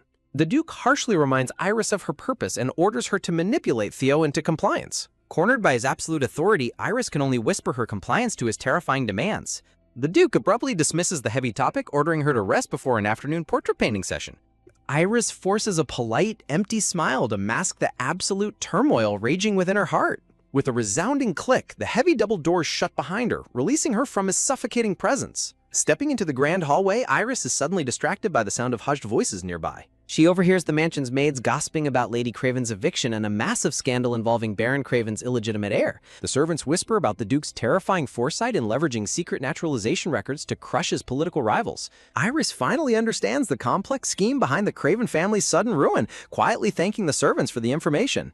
A cold shiver runs down her spine as she realizes those same calculative eyes are constantly evaluating her. Hurrying down the long, empty corridor, Iris realizes with absolute dread that no corner of this castle is safe. With secrets hanging by a thread, Iris dreads that her every move will be exposed directly to the formidable Duke. Walking through the cold halls, the pink-haired girl desperately contemplates what she must do to survive in this house of cards. Every click of her heels on the marble floor echoes with the heavy burden of her uncertain past. Hurrying forward, her footsteps quicken as she rushes toward her next unavoidable trial. Pausing in the silent corridor, she gasps for breath, desperately trying to steady her racing heart. A sudden voice calling her name causes the startled pink-haired girl to freeze in sheer panic. She envisions the ghostly, glowing blue form of Theo, remembering how he always shielded her from collapse. But as the comforting blue phantom fades back into memory, she is left utterly alone in the dark corridor. Steeling herself, she hides her immense vulnerability behind a mask of cold, aristocratic elegance. Though his words are never warm, she realizes Theo is the only one who reaches out when all hope is lost. Summoning her absolute resolve, she flings the heavy doors open to confront her next grueling task. A quill dips deeply into dark ink as she prepares to write a crucial high-stakes letter. Sitting quietly at her lavish desk, she begins the delicate task of penning her secret thoughts. She agonizes over how to describe the sudden, brutal downfall of her rival, Mia Craven. Trapped in an unforgiving household, she wonders if she is truly surrounded by silent enemies. Sitting alone in the vast, purple-hued darkness of her chamber, the crushing weight of isolation closes in. Her hand trembles violently as she stares at her paper, struggling to maintain her composure. Putting quill to paper, she desperately writes down her deepest anxieties and wonders when Theo will finally return. A single tear threatens to fall as she privately laments the deep ache consuming her heart. A sudden sharp knock at the door instantly shatters the silence and jars her back to reality. A maid urges her to quickly redo her makeup because the royal portrait painter has officially arrived. The grand decorated corridors of the estate buzz with the chaotic whispers of gathering guests. A maid marvels at Iris's stunning new portrait, lamenting that Theo's own likeness is not yet displayed. The white-haired Duke dismisses the complaints, coldly declaring that Theo's portrait will be added the moment he returns. Staring at the massive frame, Iris realizes her portrait will soon dominate the grand corridor for her upcoming wedding. She quietly gazes at the uncanny painting, secretly plotting to take the portrait with her if she ever escapes. Dressed in formal black attire, she stands tense as she prepares to face the terrifying patriarch once more. The stern white-haired Duke watches her closely, his sharp eyes evaluating her readiness for power. Guests gossip about the Duke's lavish tea party and the wedding invitations sent to all his powerful vassals. In a grand flashback, she remembers standing before the high society elites, a visual display of her new authority. Clenching her dark gown, she acknowledges that asserting political dominance is necessary to control the territory. Staring out at the towering Morpay castle, she accepts her destiny to govern the vast estate in Theo's absence. The Duke abruptly demands an update on her progress with the wedding preparations. Knowing the all-seeing patriarch already has his answers, she quietly processes his calculated test of loyalty. Deeply buried memories resurface of the monstrous, watchful eyes that have judged her since her first day at the castle. Keeping her expression perfectly neutral, she assures him that everything is proceeding without a single obstacle. Pleased by her competence, the Duke orders her to attend the critical vassals' meeting today. Taking a deep breath, she vows to manage the estate perfectly before her eventual departure. Under the light of the grand chandelier, the transition of power begins to take physical shape. Stepping out onto the high stone balcony, the Duke commands her to look closely at the horizon. He gestures to the vast lands below, reminding her that thousands of lives now depend on her every decision. Looking at her sideways, the white-haired patriarch delivers a rare, chilling declaration of trust. Stunned by his unexpected words, Iris looks at him with wide, disbelieving eyes. Her long pink hair flutters in the wind as she stands on the high balcony, absorbing her colossal responsibility. The grand sitting room stands empty, a quiet calm before the next storm of political schemes. Exhausted from her duties, Iris is informed by her maid that a stack of letters has arrived on her desk. A beautifully sealed envelope rests on a silver tray, waiting to be opened. Approaching the desk, she gently picks up the mysterious letter. Recognizing the handwriting, she gasps in pure, unadulterated shock. As she reads the familiar words, her heart races with a sudden, overwhelming wave of hope. Tension explodes as Iris analyzes a shockingly informal letter from the green-haired Irvin, whose erratic nature defies all aristocratic norms. She notes the stark geographic division, contrasting the sun-drenched resort of Brisbane with the eternally frozen peaks of Morpeth. With a delicate rustle, she opens the letter, reading the sender's polite but persistent complaints of intense boredom. Clutching the paper, Iris realizes that Irvin remains far closer to Theo than she is. Her thoughts are abruptly interrupted as she glances up, sensing an approaching presence. The estate maid inquires about any incoming correspondence from Theo, only to receive a quiet, disappointing refusal. Despair settles heavily on Iris as she laments how Theo has completely ignored every single one of her letters. Slumping back in her chair, she anxiously wonders if he is simply too consumed by royal duties. Resolving to push forward, she writes to inform him that their wedding arrangements are already taking shape. Night deepens as the scratch of her pen echoes through the silent, oppressive chamber. She bitterly notes how writing these unanswered letters has tragically become her daily routine. Suddenly, a sharp call from the doorway startles her out of her melancholic thoughts. The maid excitedly announces that her wedding dress is finished, forcing Iris to face her impending reality. Setting her quill aside, Iris prepares herself to inspect the gown that will seal her fate. Meanwhile, deep within the magnificent royal palace, a completely different struggle for power is unfolding.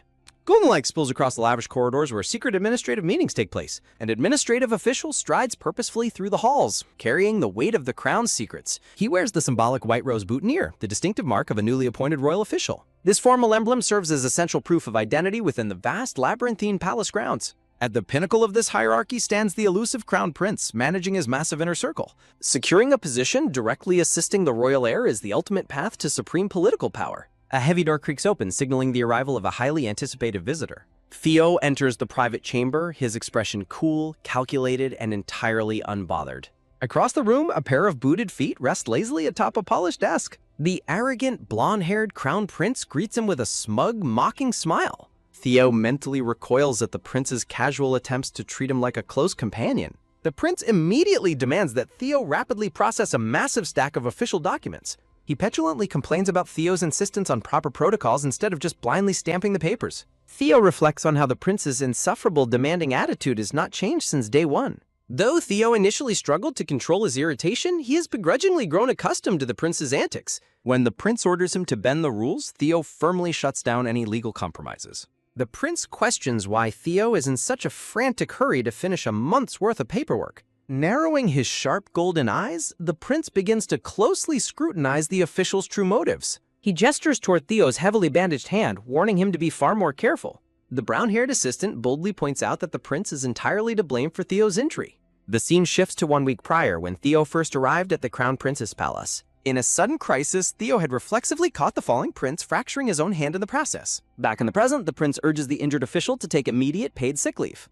He growls in frustration as Theo stubbornly refuses to delay his duties for even a single day. The assistant interjects, reminding the prince that Theo must finish his work before leaving to get married next month. The prince freezes in utter shock, hysterically questioning why Theo would marry at such a young age. The workplace instantly erupts into chaotic gossip as the prince ignores his duties to pry into Theo's personal life. When the prince suggests slowing down, Theo coldly demands he focus on signing the documents. Curled in frustration, the prince desperately asks his assistant if he knows who would ever agree to marry a stone like Theo. It is revealed that administrative officials are exclusively selected from the top graduates of the elite academy. The prince mocks Theo's unseen fiancée, teasingly claiming she must be a cunning woman taking advantage of him. Theo suddenly offers the prince his premature congratulations, catching the heir completely off guard. A chilling, satisfied expression plays on Theo's face as he prepares to deliver his final retort. He bluntly tells the prince that he will be the one marrying a truly cunning woman, leaving the heir speechless. Before the prince can recover, Theo demands he spill his own romantic secrets, igniting a fierce battle of wits that could alter the empire's future. Prepare for absolute chaos as the arrogant prince unleashes a smug smile that signals trouble. Theo reflects on his prior commitment, explaining the timeline of his arranged marriage. The blonde prince lazily rests his cheek on his gloved hand, shallowly questioning his assistant's choice of bride. Theo deadpans a dismissive response while the chubby prince mockingly predicts a completely dull marriage.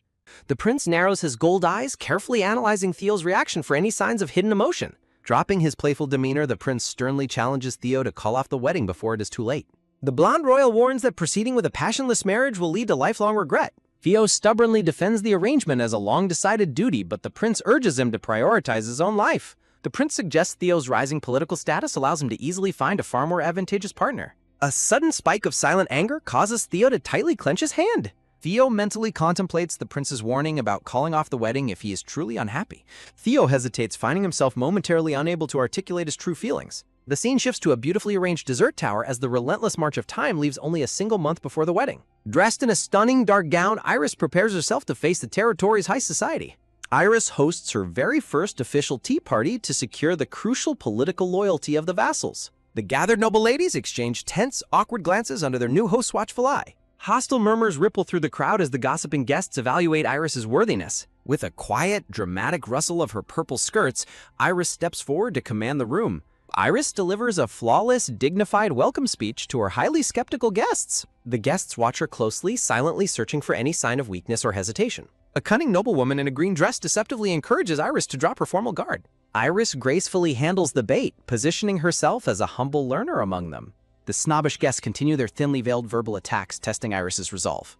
Iris maintains a perfectly serene smile despite the surrounding mockery. A brief, heavy silence falls over the beautifully decorated tea table. A sharp question about Theo's delayed return instantly catches Iris off guard. Pressured by the guests' probing questions, Iris quietly assures everyone of Theo's imminent return. She forces a calm, confident expression to hide her growing internal panic. The conversation takes a patronizing turn as the guests pressure Iris about producing heirs. The high society vultures laugh, masking their cruel intentions behind pleasant tea gossip. They continue to mockingly debate her future maternal responsibilities as the new Duchess. Under the relentless psychological warfare, Iris feels her energy rapidly draining. The arrogant Baroness Craven strikes a low blow, questioning if Iris is being willfully ignorant about her fiancé. A sudden wave of shock washes over Iris as the rumors strike too close to home. The smug Baroness enjoys her temporary triumph, thinking she has successfully broken the young Duchess. Iris swiftly regains her composure, delivering a calm and unwavering rebuttal. Visibly annoyed by the Duchess's resilience, the Baroness snaps her fan shut. Iris boldly questions why the Baroness is so obsessed with another couple's wedding arrangements. Suppressing her rage, Iris delivers a stunning, polite dismissal that completely silences the troublemaker. The crowd begins to whisper about how the Baroness's own daughter was disgracefully banned from the castle. Iris maintains her absolute poise, completely turning the tables on her enemy. The tense tea party successfully concludes, solidifying Iris's first major victory in high society. A maid suddenly approaches Iris, urgently requesting her presence away from the guests. The maid reveals that a distressed Lana has run outside barefoot, sending Iris into a panic. Terrifying thoughts race through Iris's mind as she rushes through the castle corridors. Lana stands trembling, gasping for breath in her simple white nightgown. Covered in sweat and tears, the fragile, red-haired Lana desperately calls out for Iris. Iris freezes in pure horror, her heart hammering against her chest. Lana apologizes for her sudden episode, admitting her deep-seated anxieties are tearing her apart. Sensing her friend's profound despair, Iris gently offers to hold Lana's hand until the nightmares finally fade away. But what terrifying secrets are these nightmares trying to reveal? Sleep is a luxury they can no longer afford as Iris realizes Lana hasn't rested a single wink. Clinging desperately to the dark fabric of her dress, Lana suddenly demands to know if the wedding with Theo is truly set in stone. Overwhelmed by a suffocating dread, the fragile red-haired woman trembles as she questions what will happen to them once Iris departs. Tears welling in her eyes, Lana begs Iris not to abandon her to the terrifying loneliness of the Grand Castle. Iris gently coaxes her distraught friend back to sleep, desperate to ease her profound suffering. Slipping quietly through the heavy wooden doors, Iris leaves the silent room behind. Iris glances back with deep concern, knowing Lana's worsening mental state is a ticking time bomb. Her worries are suddenly interrupted when the castle's resident physician intercepts her in the hallway with urgent news. The doctor delivers a devastating blow, explaining that the mother-in-law's health is rapidly deteriorating due to severe lung failure. Iris reels in absolute shock as she learns her friend's physical endurance has plummeted to less than half of a normal person's. Clenching her hands in panic, Iris desperately asks if there is any hope of curing this fatal condition. The tragic truth is laid bare as the doctor confirms the damage to Lana's lungs is entirely irreversible. Iris faces a crushing dilemma, realizing her planned return to the capital could have fatal consequences. An oppressive darkness closes in as Iris fears her absence will lead to a tragedy that ruins Theo's life forever. Resolving to take action, Iris gathers her skirts and decides she must discuss this crisis with Theo immediately. Under the cold glow of the crescent moon, heavy footsteps suddenly echo through the silent palace corridors. Iris freezes in her tracks, startled by an unexpected presence lurking in the shadows. Out of the darkness steps the imposing old duke, his piercing gaze locking onto the young duchess. He coolly acknowledges that her first official tea party was a political success among the high society ladies. Demanding absolute obedience, the duke sternly questions why she did not report to him immediately after the event. Iris hesitates, wondering if she has any right to disclose Lana's secret life-threatening illness to him. A suffocating silence fills the grand corridor as she faces her intimidating elder. With a cold sneer, the duke dismisses her hesitation, ordering her to focus strictly on completing her duties. Iris is left speechless by the duke's harsh, unyielding control over her actions. A chilling reminder makes it clear that her role in this family is strictly defined by his boundaries. She swallows her anger, forced to accept her powerless position in this treacherous house. Iris quietly notes that a tragic outcome for Lana will permanently shatter the bond between Theo and the Duke.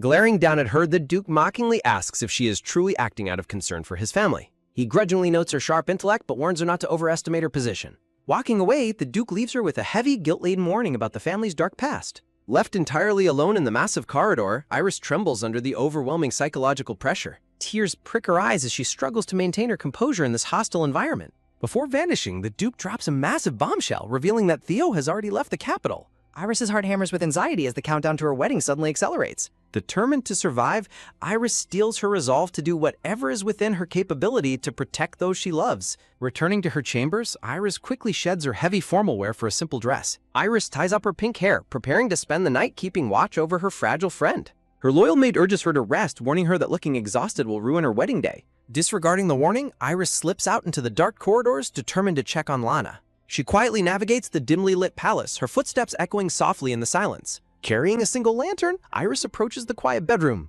She cautiously peers inside, hoping to find her friend resting peacefully. She is shocked to find Lana sitting awake in the pitch-black room, looking like a ghost. Lana's blank, lifeless gaze reveals the immense mental torment she is enduring. Heartbroken by the sight, Iris steps forward to offer comfort to her suffering friend. Lana is startled by her arrival, weakly questioning why Iris is visiting her so late. Smiling gently, Iris teases that she couldn't sleep either, treating her like a beloved child. Iris asks about a beautiful hometown melody Lana used to sing to calm her mind. Lana explains that it is an ancient healing song passed down through generations. With a sad smile, Lana reveals the song's true legendary power, a melody capable of healing those they love most. Underneath the suffocating weight of an impending tragedy, trembling hands desperately cling to the sheets as unspoken terrors take hold.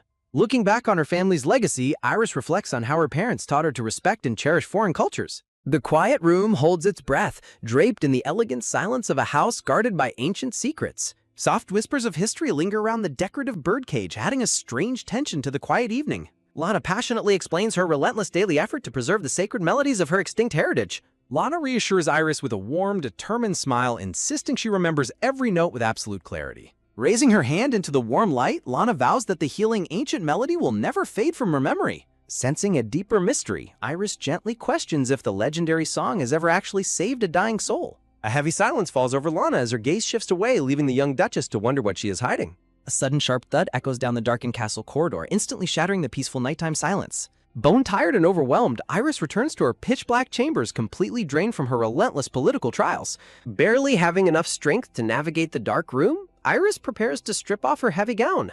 Collapsing onto the bed in her fragile nightgown, Iris exhales a heavy sigh of pure exhaustion. Just as she pulls the heavy blankets over herself, a sudden movement in the darkness stops her heart.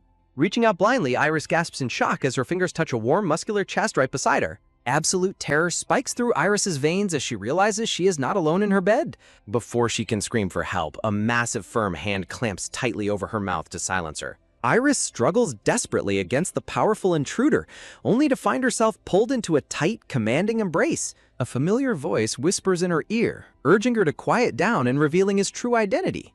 As her panic begins to fade, the striking silhouette of her returned fiancé looms in the dark. Theo's piercing blue eyes lock onto her, radiating a quiet intensity that takes her breath away. Theo makes a sudden, subtle move, sending a new wave of nervous tension through the dim room. Heart pounding, Iris stares up in disbelief and weakly calls out her fiancé's name. Unsure if she is dreaming, Iris asks if it is truly him, and Theo quietly confirms his presence. Iris demands to know why he returned in secret, only for Theo to boldly admit he simply missed her too much. Theo explains he staged his quiet arrival to protect her reputation from the watchful eyes of the manor. Iris pieces together that Theo snuck in to cover for her absence, but fell asleep waiting for her return. Her hand trembles in the dark as she realizes how deeply Theo has been working to protect her.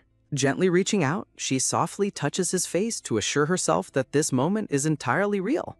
Tears of sheer relief well in Iris's eyes as she gazes at her protective fiancé. Overwhelmed by a sudden wave of emotion, she grips the sheets and bows her head. Bowing her head, Iris quietly frets over the impossible task of balancing Lana's health and the Duke's severe demands. Theo's expression turns grave as he abruptly cuts off her anxious thoughts with a sharp observation.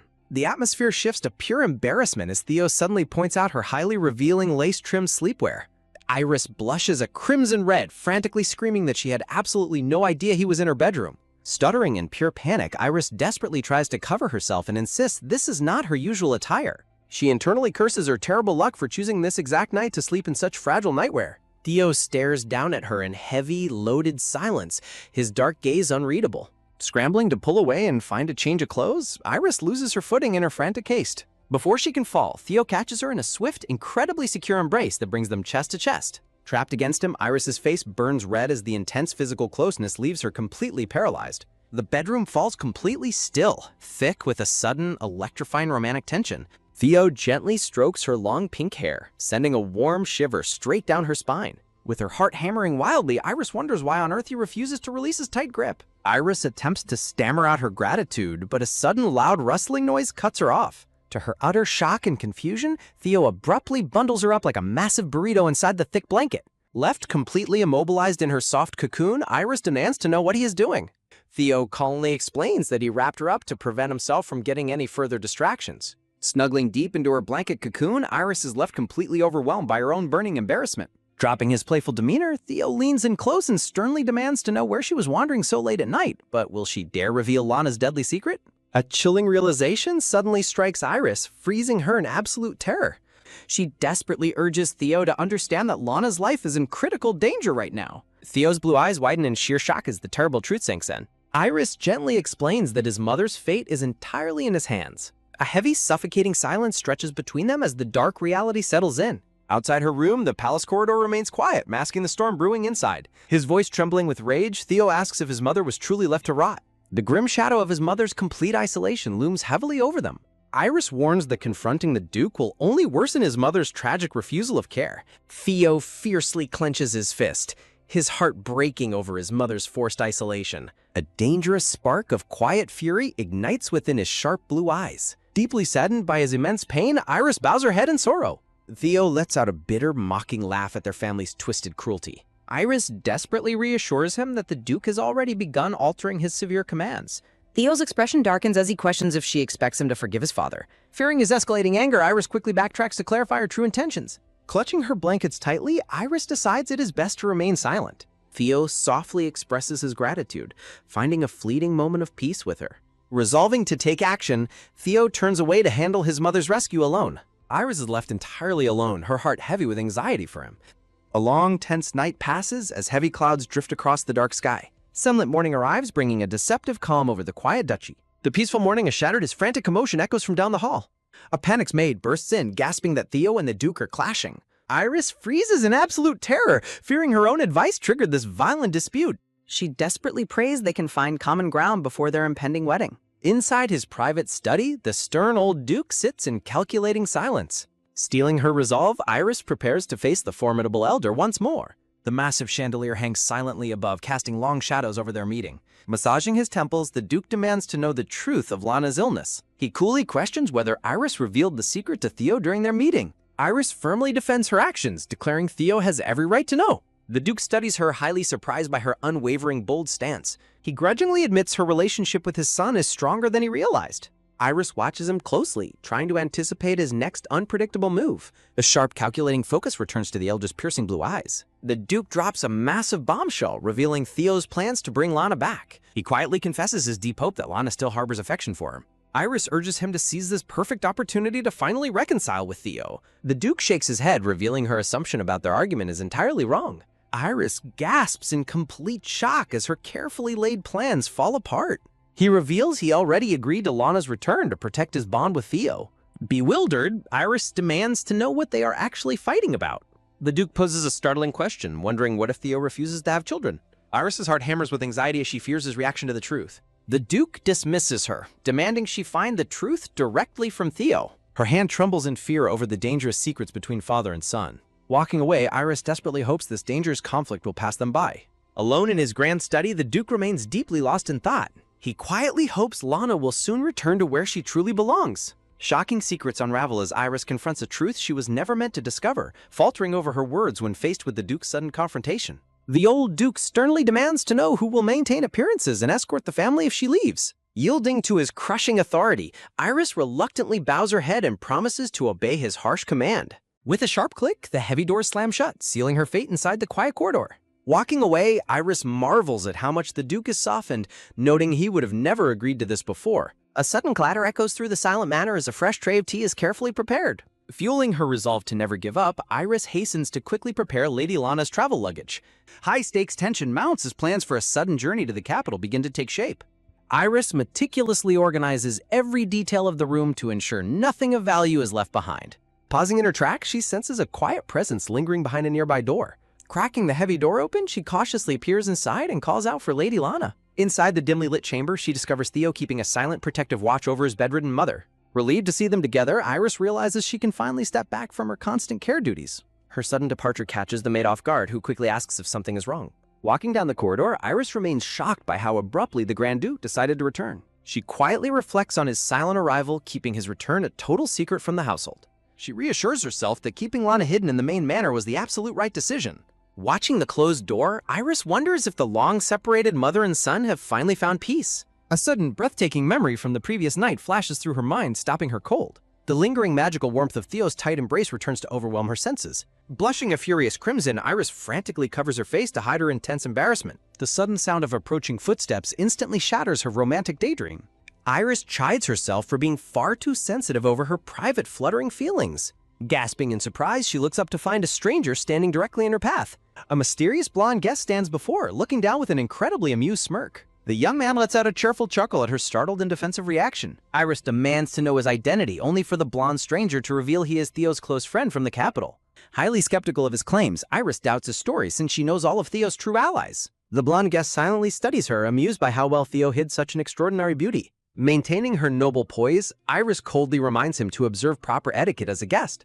Laughing off her icy reception, the charming stranger playfully apologizes for his lack of manners. His guard quickly steps in to apologize for his master's tactless behavior, which Iris quietly brushes off. Watching him wander the castle without restraint, Iris desperately wonders who this mysterious man truly is. An intense, silent gaze stretches between them as she tries to read his intentions. The enigmatic blonde man turns to leave, his carefree attitude masking a deeper calculation. Clenching her hands, Iris decides it is far safer to just ignore him and walk away. She reasons that staying out of his business is the only way to avoid trouble. The blonde guest suddenly stops her, questioning the origins of the highly unusual necklace she wears. He raises an eyebrow, boldly asking if her parents were actually foreigners from outside the empire. Iris freezes in absolute shock, horrified that a complete stranger has recognized her family's deepest secret.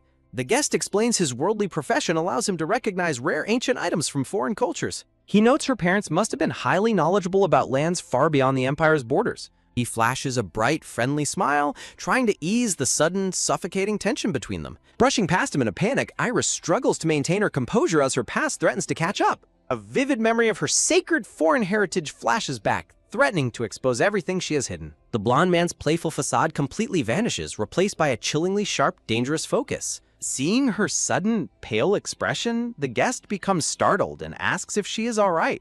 Flustered by her silence, the young man frantically searches his pockets to find a way to help. He quickly offers her a handkerchief, apologizing for overstepping his bounds and causing her distress. Sensing the heavy secret looming over her, the mysterious guest is left wondering what dangerous truth his playful questions just unearthed, leaving viewers desperately waiting to see if Iris's hidden heritage will finally be exposed to the Empire. A dangerous secret threatens to shatter her fragile facade as her past catches up to her. Clutching her dark dress, Iris tries to hide her mounting panic from him. Heavy tears stream down Iris's face as the sudden emotional weight overwhelms her. The blonde guest frantically apologizes, offering his handkerchief to soothe her unexpected tears. He gently coaxes her to head inside, though she softly refuses his help.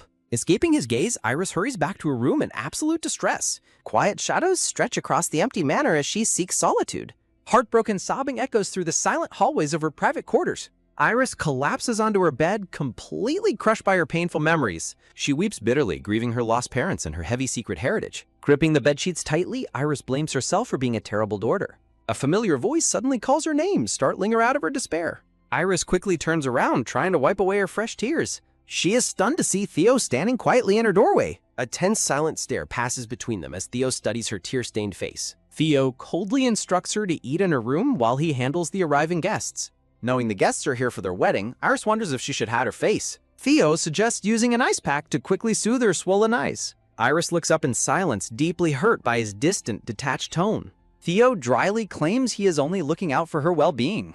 Stunned by his coldness, Iris stares at him in disbelief. Iris firmly declares she must perform her duties as the castle's hostess. She feels a bitter sting, wishing he would show genuine concern for her tears. Theo suddenly shifts focus, pointing out her unusual necklace. Iris quickly lies that her foreign necklace was simply damaged and remodeled. He commands her to wear it constantly once they are officially wed. She weakly agrees, her grip tightening as memories of her parents resurface. Theo looks away in silence, his expression unreadable and cold. He abruptly reminds her of their strict agreement never to have children. Iris clenches her fist, struggling to decipher his true hidden motives. Theo demands she wear a different ceremonial gift tomorrow to avoid gossiping guests. Offended by his disregard for her parents' relic, Iris bitterly tells him to leave. She fondly recalls the fleeting moments when Theo actually showed her warmth.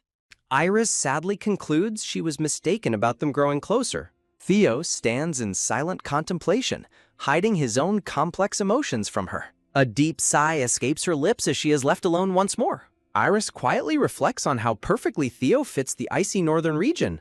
Meanwhile, a bustling crowd of noble guests begins arriving at Morpay Castle. The aristocrats gossip about the estate's impressive history and classic grandeur. They whisper excitedly about the surprise arrival of the crown prince. The guests look around, wondering where the prince and Theo have slipped away to. Outside in the cold gardens, the winter breeze sweeps across the bridge. Shivering in the freezing wind, the blonde prince complains about the intense cold. Theo approaches, asking why he is walking outside if he cannot handle the cold. Theo drapes a warm coat over the blonde prince's shoulders. He sternly reminds the prince not to drink alcohol due to his broken arm. The blonde prince smiles, admitting he escaped to avoid being forced to drink. Theo notes he purposely covered for him to keep others from noticing.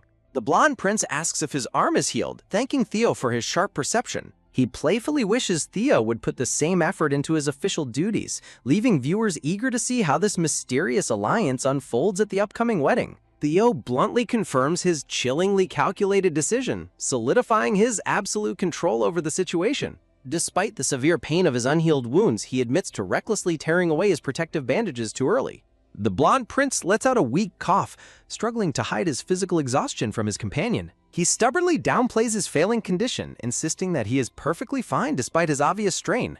The prince can only sigh at his friend's incredibly stubborn and uncompromising nature. A tense conversation arises in the courtyard over the humiliation the groom would face if he cannot sign his vows. The prince is left completely stunned when Theo reveals he signed the commitment letter long ago. They analyze the complex legal barriers of divorce, revealing why delaying the formal vows was a strategic shield. A bittersweet memory of a past dance flashes, highlighting the strict, unyielding expectations of their noble status. The prince reluctantly admits that the Duke of Morpes indeed selected the perfect bride for him.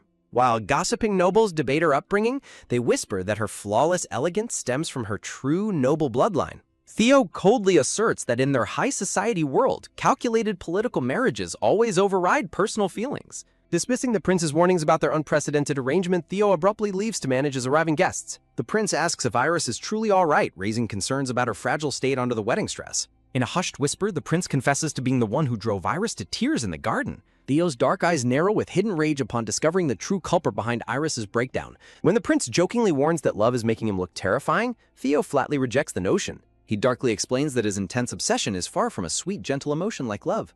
The prince openly scoffs at Theo's cold denial, calling his stubborn attitude completely foolish. Theo meets his gaze with a chillingly blank, stone-cold expression that reveals absolutely nothing. A heavy, dark aura flares around Theo, confirming to the prince that his feelings are incredibly dangerous. The blonde prince finds his friend's intense, frustrating denial both highly amusing and deeply annoying. He details how his casual questions about her unique necklace triggered her sudden, painful tears over her past. Pitying the heavy burden of marrying an icy duke, the prince declares his desire to personally compensate her. Theo bluntly shuts him down, asserting that the prince's actions were not the cause of her tears. Feeling slightly guilty, the prince reluctantly agrees to drop the matter and trust Theo's word. An attendant named Henson rushes up to assist as the prince decides it is time to head inside. Draping his golden cloak on, the prince mutters that the heartless duke desperately deserves a good punch. Voices in the wind debate the duke's cold nature, noting that while he cannot love, his loyalty is absolute. The prince sighs in frustration, thoroughly dissatisfied with his friend's emotionally distant and stubborn attitude. A sharp, calculating focus flashes in the prince's eyes as he quietly plots his next move. Lost in silent thought, the chibi prince struggles to process his friend's baffling lack of emotion. Out of sheer frustration, the prince dramatically orders Henson to prepare a special wedding gift exclusively for Iris. Meanwhile, a quiet and heavy silence settles over the empty, dimly lit corridors of the manor. A sudden presence stirs in the quiet chambers, marking a shocking shift in the household's dynamic.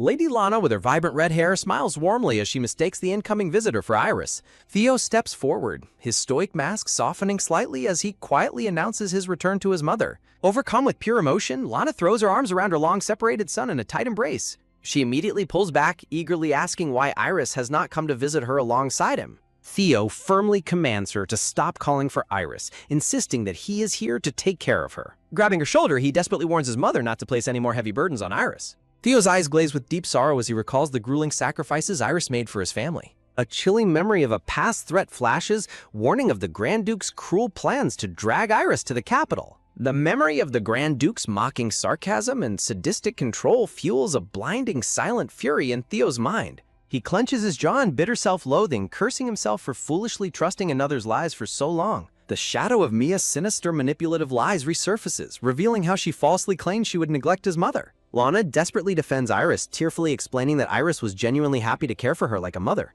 She tearfully chides Theo, calling him a bad child for speaking ill of the girl who loves them so much. Theo fiercely argues that even if Iris cares for them, their family only brings her endless danger and trouble. With a heartbreaking look, Lana declares this marriage is the greatest blessing she could ask for, leaving viewers desperately waiting to see if Theo will finally let down his guard and accept Iris's love before the grand wedding begins. The cold weight of past secrets hangs heavy in the quiet room as Theo recalls a crucial name that changes everything. He holds a letter, his mind replaying her voice echoing in his memories.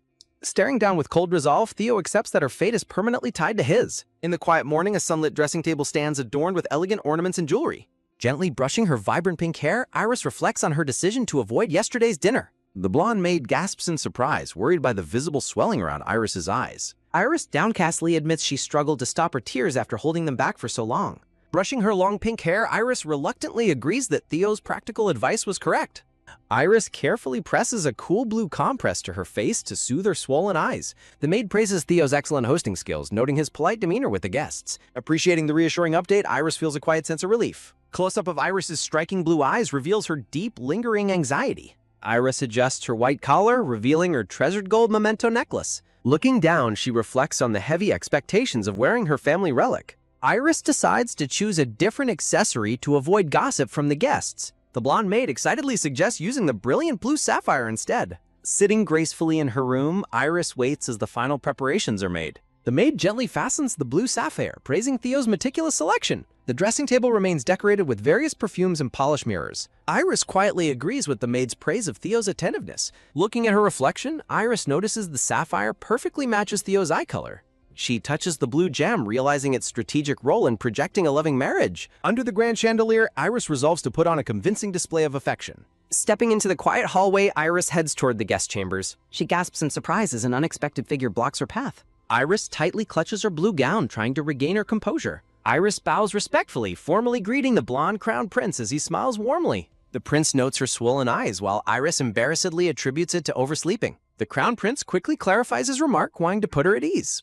Iris looks up in confusion at the prince's sudden change of tone. Shrugging playfully, the prince compares her rigid, defensive nature to Theo's stiff behavior. Iris is surprised by the prince's unusually warm and casual demeanor. In a comical chibi moment, Iris reflects on the unexpected comparison between her and Theo. The blonde prince turns his head sharply as footsteps approach down the hall. Iris gasps in shock as a cold, commanding voice calls out to her. Theo steps forward in his elegant gray suit, formally greeting the royal guest. Theo declines the prince's friendly breakfast invitation, citing a prearranged schedule.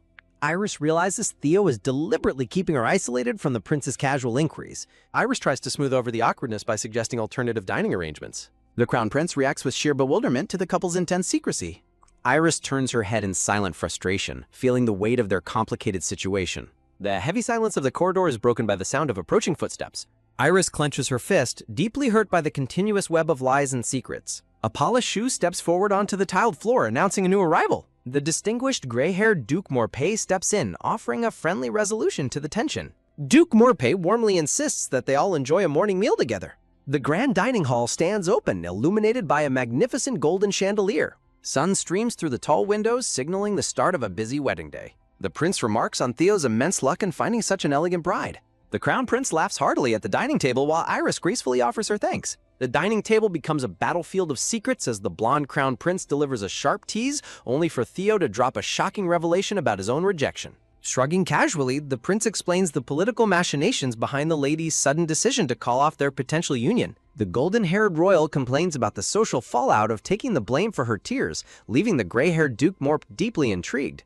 Listening in silence, the pink-haired Iris freezes as the prince reveals how the lady eventually found her true happiness elsewhere. Setting his glass down, Duke Morpace somberly remarks on the absolute, unyielding power of a mother's devotion. The blonde prince laughs off the heavy mood and boldly asks if this story matches the Duke's own family history. As a steak is sliced at the table, Duke Morp coldly comments on his nephew acting independently after his mother went astray. The prince praises Duke Morp's sharp instincts before turning his curious gaze toward the exceptionally elegant Iris. Looking up at the grand ceiling, Duke Morp sighs over his lack of blood relatives, raising questions about his true intentions. The conversation turns incredibly direct as the prince points out the Duke's obvious satisfaction with Iris's presence. In a daring, high-stakes move, the crown prince playfully challenges the Duke, asking if he can claim Iris for himself. Terror grips Iris as she hears the prince's outrageous proposal, her heart pounding in raw panic. Theo's expression freezes into a terrifying icy glare as his protective instincts flare. Duke Morpy immediately shuts down the prince's dangerous joke with a stern warning remark. The prince casually remarks on the lack of romantic sparks, comparing Theo and Iris's bond to that of distant siblings. The prince smiles warmly, explaining that the imperial palace will fully support their union once the marriage is officially sealed. Feeling like a mere political pawn, Iris sinks deeper into a sea of quiet despair. Clenching her fists, Iris realizes the painful truth behind the grand illusion she is forced to play. She accepts that she is nothing more than a bargaining chip, easily traded away if it benefits the Duke's ambitions. Turning his gaze back, the prince demands to hear Theo's thoughts on the matter, putting him on the spot. Theo remains stone-faced, refusing to let his true feelings slip through his cold composure. A heavy, dangerous tension hangs in the air as Theo prepares to respond to the provocation. Theo's devastating question echoes through Iris's mind, shattering any hope of him defending her. A crushing realization strikes Iris as the brutal coldness of her reality sets in. The prince shrugs playfully, proving that dodging awkward dinner questions is truly a royal art form. He mockingly points out how Theo's absolute obedience to the Duke overrides any personal feelings. Unable to bear the suffocating atmosphere any longer, Iris hurries away down the dimly lit corridors. Her escape is suddenly cut short as a pair of polished boots step into her path. The prince offers a rare, gentle apology for his reckless behavior at the table, which Iris politely accepts. The prince drops a massive bombshell, revealing to a stunned Iris that Theo has sustained a serious hand injury. Hearing that Theo broke his hand while saving the prince from a horse fall, Iris is overwhelmed by deep worry. The prince explains that the long journey worsened the injury and apologizes for his role in Theo's recent anger. Iris stands frozen as the pieces of the puzzle finally begin to fall into place. Everything clicks as she realizes why Theo ignored her letter she was physically unable to write. Hurt and frustrated by his needless secrecy, Iris runs to find him, desperate for answers. Spotting Theo walking down the quiet corridor, Iris calls out his name, stopping him in his tracks. Theo turns around in surprise, staring at the breathless young woman who has chased him down. Seeing her carrying a heavy basket to his mother's chambers, Theo immediately tries to take it from her, but she firmly refuses. As Theo reaches out again, Iris sharply slaps his hand away to protect his injured fingers. Theo winces in sudden pain as the contact jars his broken hand, confirming her worst fears. Heartbroken, Iris confronts him directly, asking if his agonizing injury is indeed her fault. She reveals she knows about the incident in her room, asking if the strain has caused the old wound to flare up. Theo stubbornly tries to deny the connection, but Iris points out that his inability to lift the basket exposes his lie. Iris demands to know why he hid his suffering, insisting that his silence is proof of his guilt and pain over her.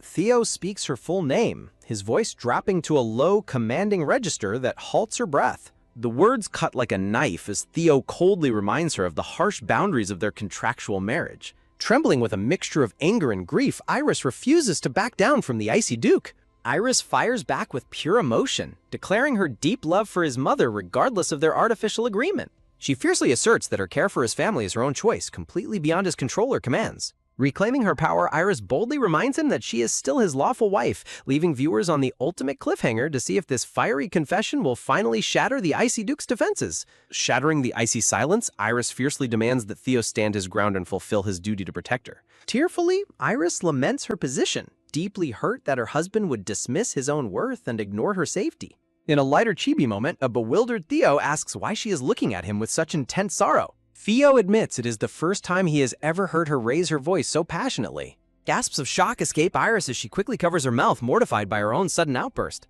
To her utter disbelief, the cold Duke actually steps back and offers a sincere, humble apology. Theo gently explains that his hand injury was entirely his own fault and insists he never meant to disrespect her. Iris questions why he would keep such a serious royal rescue a secret from everyone in the capital. In another playful chibi flashback, Theo confesses he broke his hand simply trying to drag the lazy prince back to work. They both realize that the ruthless Duke would undoubtedly find a way to blame Theo for the accident. Iris gently assures him that he holds no responsibility for his past actions in her room. Clenching her basket tightly, Iris declares her firm decision to help him regardless of past guilt. She voices her earnest desire to repay the kindness of the only woman who welcomed her at Morphe Castle. Theo's expression turns solemn as her words touch a chord deep within his guarded heart. The silence stretches between them as a subtle tension mounts in the quiet corridor. Theo coldly reminds her that his mother is his concern alone, telling her to stop worrying. Despite his cold words, Theo's tightly clenched fist betrays the storm of emotions raging inside him. Iris gasps in horror as Theo threatens to leave her behind at the castle with the Duke. He questions whether her sudden anger was sparked by his harsh decision to leave her behind. Iris worries about Lady Lana's failing health, knowing Theo only raised his voice out of deep concern. A sudden chilling realization flashes in Iris's eyes as she pieces together the dark truth. She laments her delayed arrival at the castle, realizing how her absence played into the Duke's schemes. The puzzle pieces fall into place, exposing the high stakes of their arranged marriage. Iris understands that having a child would free Lana, but the child would be trapped by the Duke. Under a crimson haze of panic, Iris struggles with the horrifying pressure to produce an heir. Trembling with absolute dread, Iris questions if she must sacrifice her own body to save his mother. Pure terror grips Iris as she fears that bearing Theo's child might ultimately lead to her death. Looking at Theo, she realizes the brutal reality of the deadly trap they are caught in. Theo firmly promises to handle everything himself, ordering her to stop carrying his burdens. Tears of sorrow spill over as Iris realizes just how monstrously cruel the Duke truly is. Trapped in darkness, Iris despairs over having absolutely no control over her own tragic destiny. Shifting to the grand wedding day, the cheerful prince warmly welcomes an unexpected noble guest. A polished shoe steps forward onto the pavement, signaling the arrival of a new player. The charming green-haired Erwin Brisbane politely corrects the prince, revealing his true identity. In a comical chibi moment, Erwin explains he was formally invited to the grand ceremony. The green-haired nobleman is formally recognized by the crowd as Erwin Brisbane. Erwin extends his warmest congratulations to Theo, shaking his hand in front of the guests. Erwin turns to Iris, playfully teasing her about her newly elevated noble status. Iris gracefully brushes off the tease, thanking him for making the long journey. The prince learns that Erwin and Iris were actually close classmates during their academy days. Erwin laughs at how incredibly stiff and formal their academy reunion feels. The prince and Erwin walk away together, leaving the awkward couple in peace. Iris silently watches the two men depart, a quiet tension lingering in the air. The prince's parting words promise another dramatic encounter at the upcoming evening party. Theo questions her relationship with Erwin, prompting Iris to reveal they met through a woman named Mia. The mention of Mia's name instantly freezes Theo, his eyes widening in pure shock. Iris recalls the tragic banishment of Mia from the Duke's formidable castle. Wondering if Theo still harbors deep feelings for Mia, Iris quietly walks away first. The magnificent white castle stands tall, masking the dark secrets hidden within its walls. Inside, the silent corridors hold a heavy, suspenseful breath as the wedding day unfolds. Duke Morph's chilling gaze locks onto his target as a dark reckoning begins inside the castle walls. The Duke coldly welcomes the banished Mia back into his presence, setting a menacing tone. Bowing deeply, Mia respectfully greets the intimidating Duke, masking her inner terror with perfect etiquette. When the Duke demands to know if she has repented, Mia desperately pleads her complete innocence. Sobbing, Mia claims she was merely a victim of a devious trap orchestrated by Iris. Mia explains that Iris intentionally provoked her to make her lose control in front of him. The Duke's icy gaze intensifies as he skeptically questions Iris's true motives for such a scheme. Mia freezes in pure panic, completely caught off guard by the Duke's piercing deduction. Clenching her skirt, Mia stammers that she believed her return meant forgiveness because of Theo's lingering affection. The Duke ruthlessly dismantles her lies, pointing out the logical flaws in her desperate excuses. Shamed and defeated, Mia sinks into a sullen silence as her web of lies unravels. A wave of absolute terror strikes Mia as the Duke calmly threatens to sever her tongue. The cold-hearted Duke reminds her of his strict warning never to mention Iris and Theo again. He delivers a chilling proverb, warning that her body must suffer for her mind's ignorance. Collapsing to her knees, Mia desperately begs for mercy, terrified he will execute his gruesome threat. Trembling violently on the cold floor, she begs for just one last chance to redeem herself. The Duke scoffs at her wasted beauty, lamely wishing her deceptive character matched her lovely face. The Duke secretly calculates his next move, noting the Crown Prince's growing satisfaction with Iris. He observes the subtle undercurrents of desire lingering beneath Iris and Theo's public bickering. Tapping his fingers, the Duke weighs the immense political power of Iris potentially becoming the Crown Princess. Watching Mia cower, the Duke completely discards her as a pawn, deeming her lies too amateurish. Letting out an exhausted sigh, the Duke dismisses the trembling girl, finding her useless to his ambitions. Mia attempts to negotiate her banishment, shooting him a desperate covert glance. With a terrifying glare, the Duke barks at her to leave before he loses his patience completely. Mia turns and flees the chamber in a blind panic, terrified for her life. Fleeing down the corridor, Mia seethes with jealousy, refusing to accept that Iris could ever surpass her. Catching her breath, Mia fanatically insists that Theo's side is her rightful place, not Iris's.